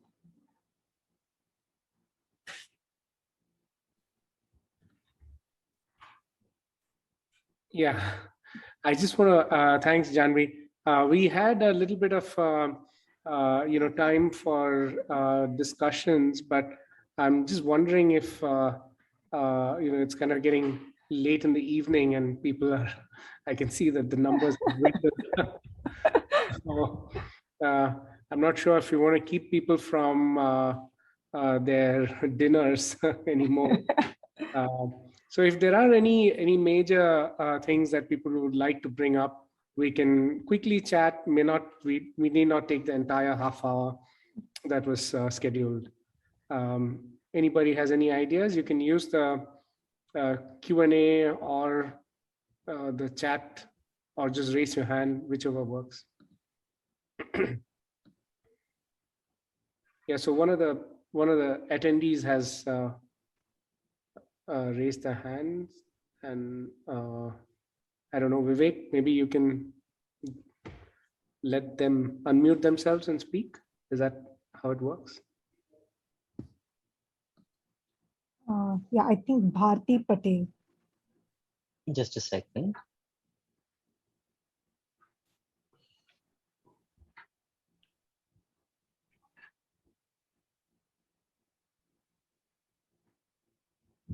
I'm sorry, I'm not being able to unmute them for some reason. Maybe they can type in the question in Q&A box. Yeah, they could just use the Q&A box until I figure this out. Yeah, Bharti, if you don't mind, you could just type in your comment or question. The idea of that, the last half hour is basically trying to see if there are any, big picture challenges, issues that, as biogeographers in India, we face. Not that we may have solutions, but at least we could talk about them. Yeah. Yeah. Good evening, sir. Myself Bharti. I am from Institute of Forest Biodiversity, Hyderabad only. And last year also I attended this session, and it is very informative. So I thought not to miss this year also. Actually, I'm trying to work on this functional traits. So how this functional traits plan related to the functional diversity aspect is being influenced under the this forest fire incidences in the Eastern Ghats region. So I'm yet to select that area. I'm still conceptualizing how I should pursue it. So I'm trying to look at how the above ground and below ground interactions. I'm taking some of the microbiome and some above ground interactions related to regeneration, means dispersal aspects, and how they are being impacted by the fire incidences. So where I'm facing trouble is how to means which type of traits I should focus more, or how I should, because when we say traits, then too many things may come up. So that is the thing I'm facing problem. If you can suggest, or the panelist can suggest something.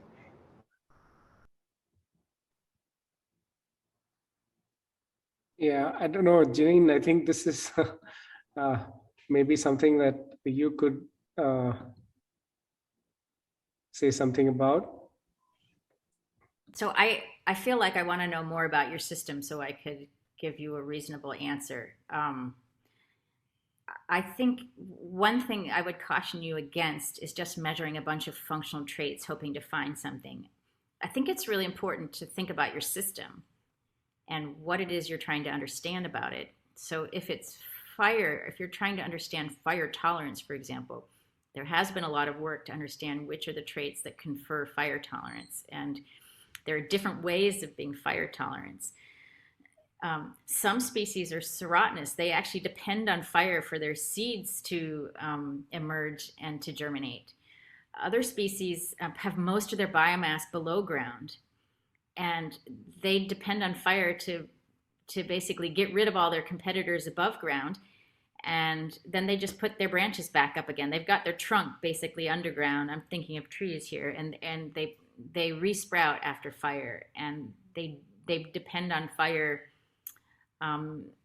for them to live that way. And other species have really thick bark, particularly when they're young, and they protect themselves with an armor of bark, and they resprout readily. So these are all different ways of protecting themselves from fire. And some species intentionally cause fire by having flammable foliage, and so they build up the foliage over time, and all it takes is a little spark, one lightning strike, and it causes fire. So these are the places I would start for linking traits to fire dynamics, but recognize that there are different ways of being adapted to fire. And some species actually have evolved to influence fire dynamics. Is that helpful? But you're talking about microbes too, so I'm not sure I'm answering your question. You know, if you're talking about foliage, the foliage will influence the microbial communities as well because of their chemical composition.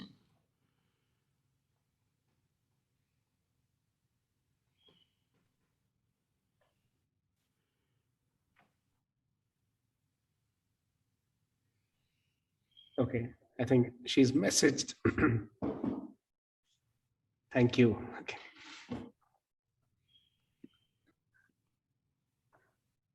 Yeah, are there any other questions or any other points to discuss?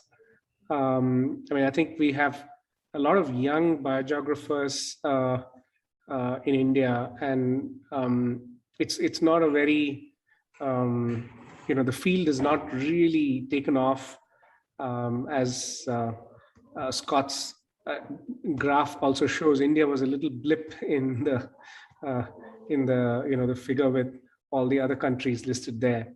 So in some sense, phylogeography is set to grow. And in fact, one of the images, one of the figures, illustrations that Scott had was from 1960s or 70s of the Australian different barriers. And I don't think we are, you know, those predictions that are there, we still don't have them for a place like India. So so we really have a long way. I guess we are still discovering species. Robin, do you think that's because, I mean, do you think biogeographers have kind of a intuitive sense of where some of those barriers are, or are they really just not obvious yet? I don't know. You see, like we study birds, and you would think that with birds it's a little bit easier. So Vivek and I had worked on looking at these bird races to you know, to look at you know, where these barriers may be. But I think once you get into more cryptic species and less studied species, maybe Jeannine, I don't know how it works. Do people have an idea of where? Well, I think we're way behind that. We don't even have species distributions known, or what species we are looking at least for bird, butterflies, plants, we know the species. I would say for other organisms, especially the arthropods, which I study, it's really long. We have no species level distribution data to think about it. It always starts with the primary data collection, where the species are distributed. Yeah, we have a colleague who studies diatoms, and he's primarily interested in biogeography and distribution of diatoms. And he says that like 80% of his time he has to spend on taxonomy, because, you know, unless he gets past that, how is he going to look at the patterns? Because that's not done. So so I think there's a little bit of service element for people who study other taxa, where you're trying to kind of just describe the diversity you're looking at. Ashwin has a hand raised. Go ahead, Ashwin. Hi, I had a small point that I have been thinking about since all these talks, especially with Professor Edwards' talk. that now that it seems that there's an evolution from phylogeography or something more of a single gene to multi-gene phylogenies to more of a population genomic approach that we are focusing on, there seems to be we get to feel sometimes that there seems to be a notion that no one will entertain the multi-gene phylogenies anymore. And even if you're going for a new taxon which is not yet explored very much, you should go for genomics, but it's a costly affair and it's really costly and it's really difficult to look for funds when you go for next generation sequencing. Although the multi-gene approach is quite readily available, you are afraid that it won't be entertained, that may not be published by journals. They may ask you for going for more genomic data. But as you rightly said, that we need hypothesis, and isn't the multi-gene phylogenies or the phylogeographic approach, although it's exploratory at the start, gives us more opportunity to develop hypothesis, and most of the genomic work that has happened so far is based upon the hypotheses that were generated by these multi-gene phylogenies and the phylogeographic studies. So wouldn't that increase their importance also, and should not really not entertain them, but have equal value for that, at least for the early career students? Right. Yeah. No, I think that's an interesting point. I think the value of multi-gene data is, yes, to build more robust phylogenies, but also to, find outliers. You look at the main bunch of data and it's showing a particular trend, but then you find this one locus or this one SNP showing a big outlier. And now outliers, people doing phylogeography tend not to think about throw all the data together. But I think that in a few places we're kind of seeing, I think next generation sequencing is really blurring the barriers between phylogeography and, say, population genetics. Because, I think there's some nice examples in the literature where they're basically asking geographic questions, and yet they find some of these outliers, and they might remove them, for example, to allow the neutral signal to dominate. But it's I don't, again, partly because of the scale of these studies, I don't think that, I think, RADseq's kind of a nice happy medium. And I was going to say, in some ways, Jeannine, your study of the oaks, I think in some ways you're doing comparative phylogeography, albeit on a big plate. It's almost like you're putting the separate phylogeographic studies into a single phylogeny, which I thought was really cool. And that might be actually a model for how we should do this in the future, because you did have lots of replication within that phylogeny, I think, and yet you're also using genome scale data. So I think that's pretty exciting.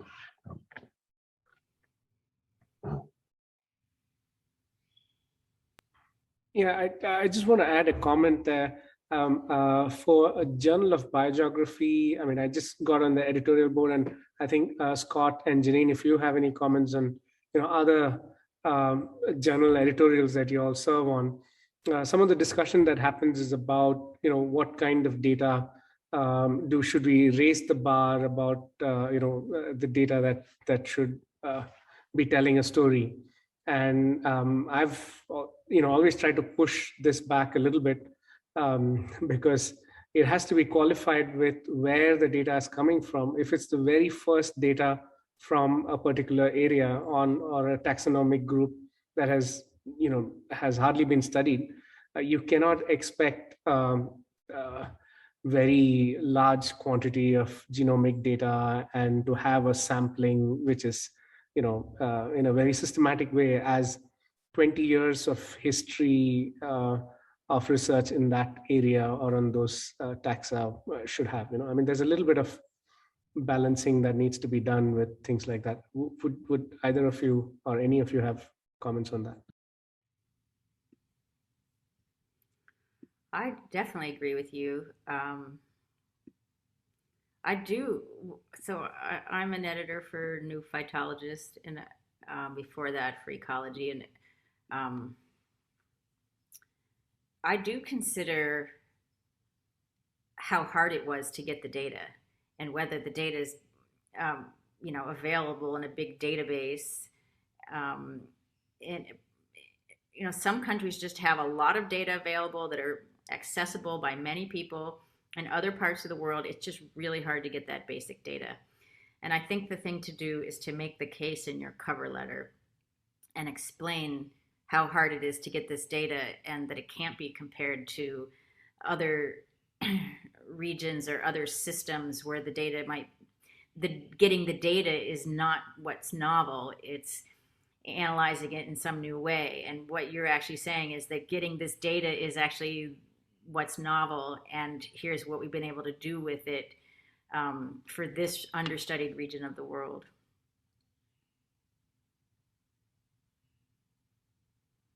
Yeah, I would actually agree with Jeannine, and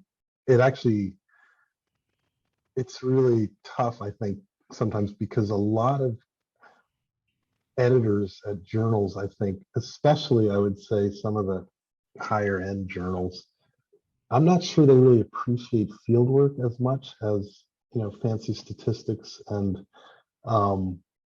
genomic data. I think what Jeannine said, like, how hard was it to get this data? It's a lot of fieldwork is one of these activities that perhaps is not rewarded as much as it should be. And so a lot of these journal editors, they may not appreciate, how difficult it was to get some of these samples. And so it's a real problem, I think.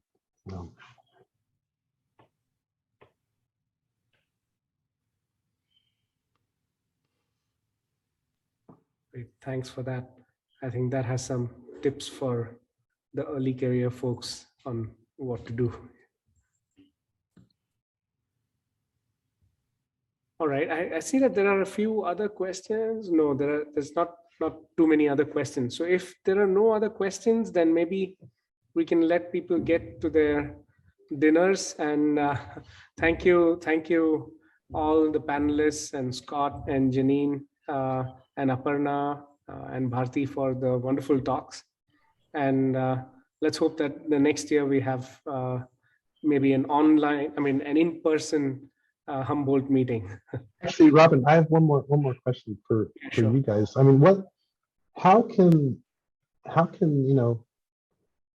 the world outside of India kind of help foster biogeography in India? I mean, what kinds of things can we do to help you guys thrive?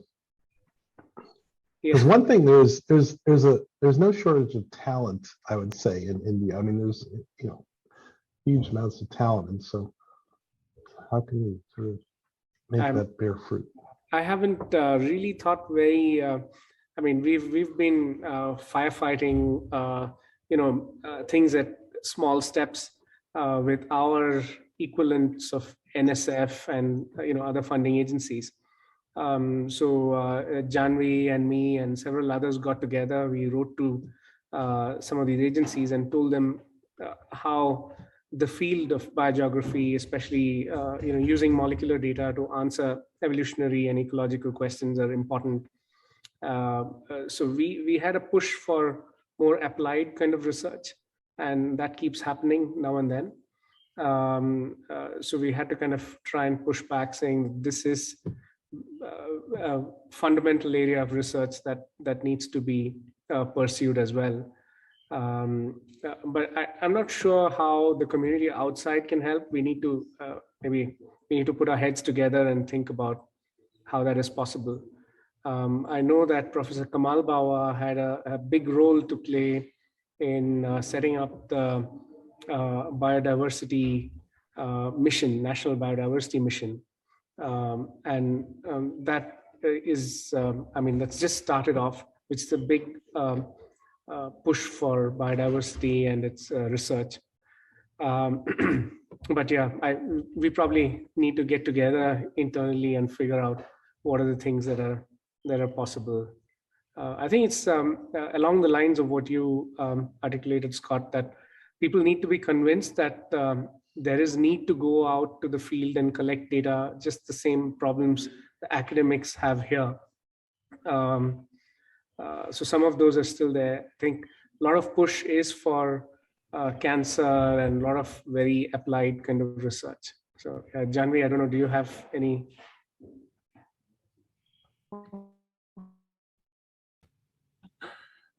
I agree. Yeah, I think one thing which could definitely benefit is one of those reports which I think came from the museum research and how museums are important, I think, which came from Harvard. So something like that at a policy level to think about where we get our primary data for the specimens, we really need an open access to that. Right now, that's also like not happening. So I think some of it has to happen on multiple fronts. Getting the data, making it accessible, mapping it. So we need really like a strategy at multiple levels and not at.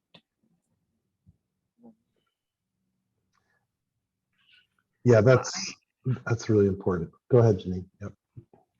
I think that what you're undertaking now is a really great step to try to build bridges among people and institutions across continents. I mean, I guess it's a side benefit of the global pandemic is that we've learned now how to connect virtually, and here we are all sitting in very different places and talking to each other, and I think that's very positive, and it should foster like international collaboration and exchange, just getting to know each other. Then we can exchange students and have people share ideas, and people who otherwise wouldn't talk to each other. So actually that's one of the reasons I was excited to join you, is just to continue to build bridges across regions. Yes, I think that's always, that's great. Yeah, if we have just more engagement from other biogeographers, it really helps push the field, at least in terms of the early career researchers, and motivate. It provides a lot of interest and motivation. We had the biogeography off-year meeting in Bangalore a few years back, which Scott had attended. And that was amazing. We did not expect about 400 people to turn up.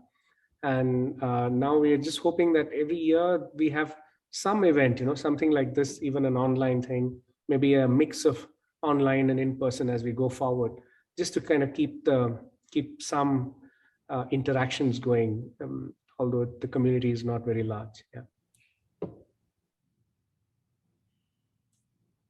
Well, I think the International Society for Biogeography is really a great group to connect with. And honestly, I have not had that much interaction with that group, but I'm going to become a member because it's just the stuff that they're doing is really great. Just supporting students, and they have a pretty global. They're much more international, for example, than the Society for the Study of Evolution, I would say.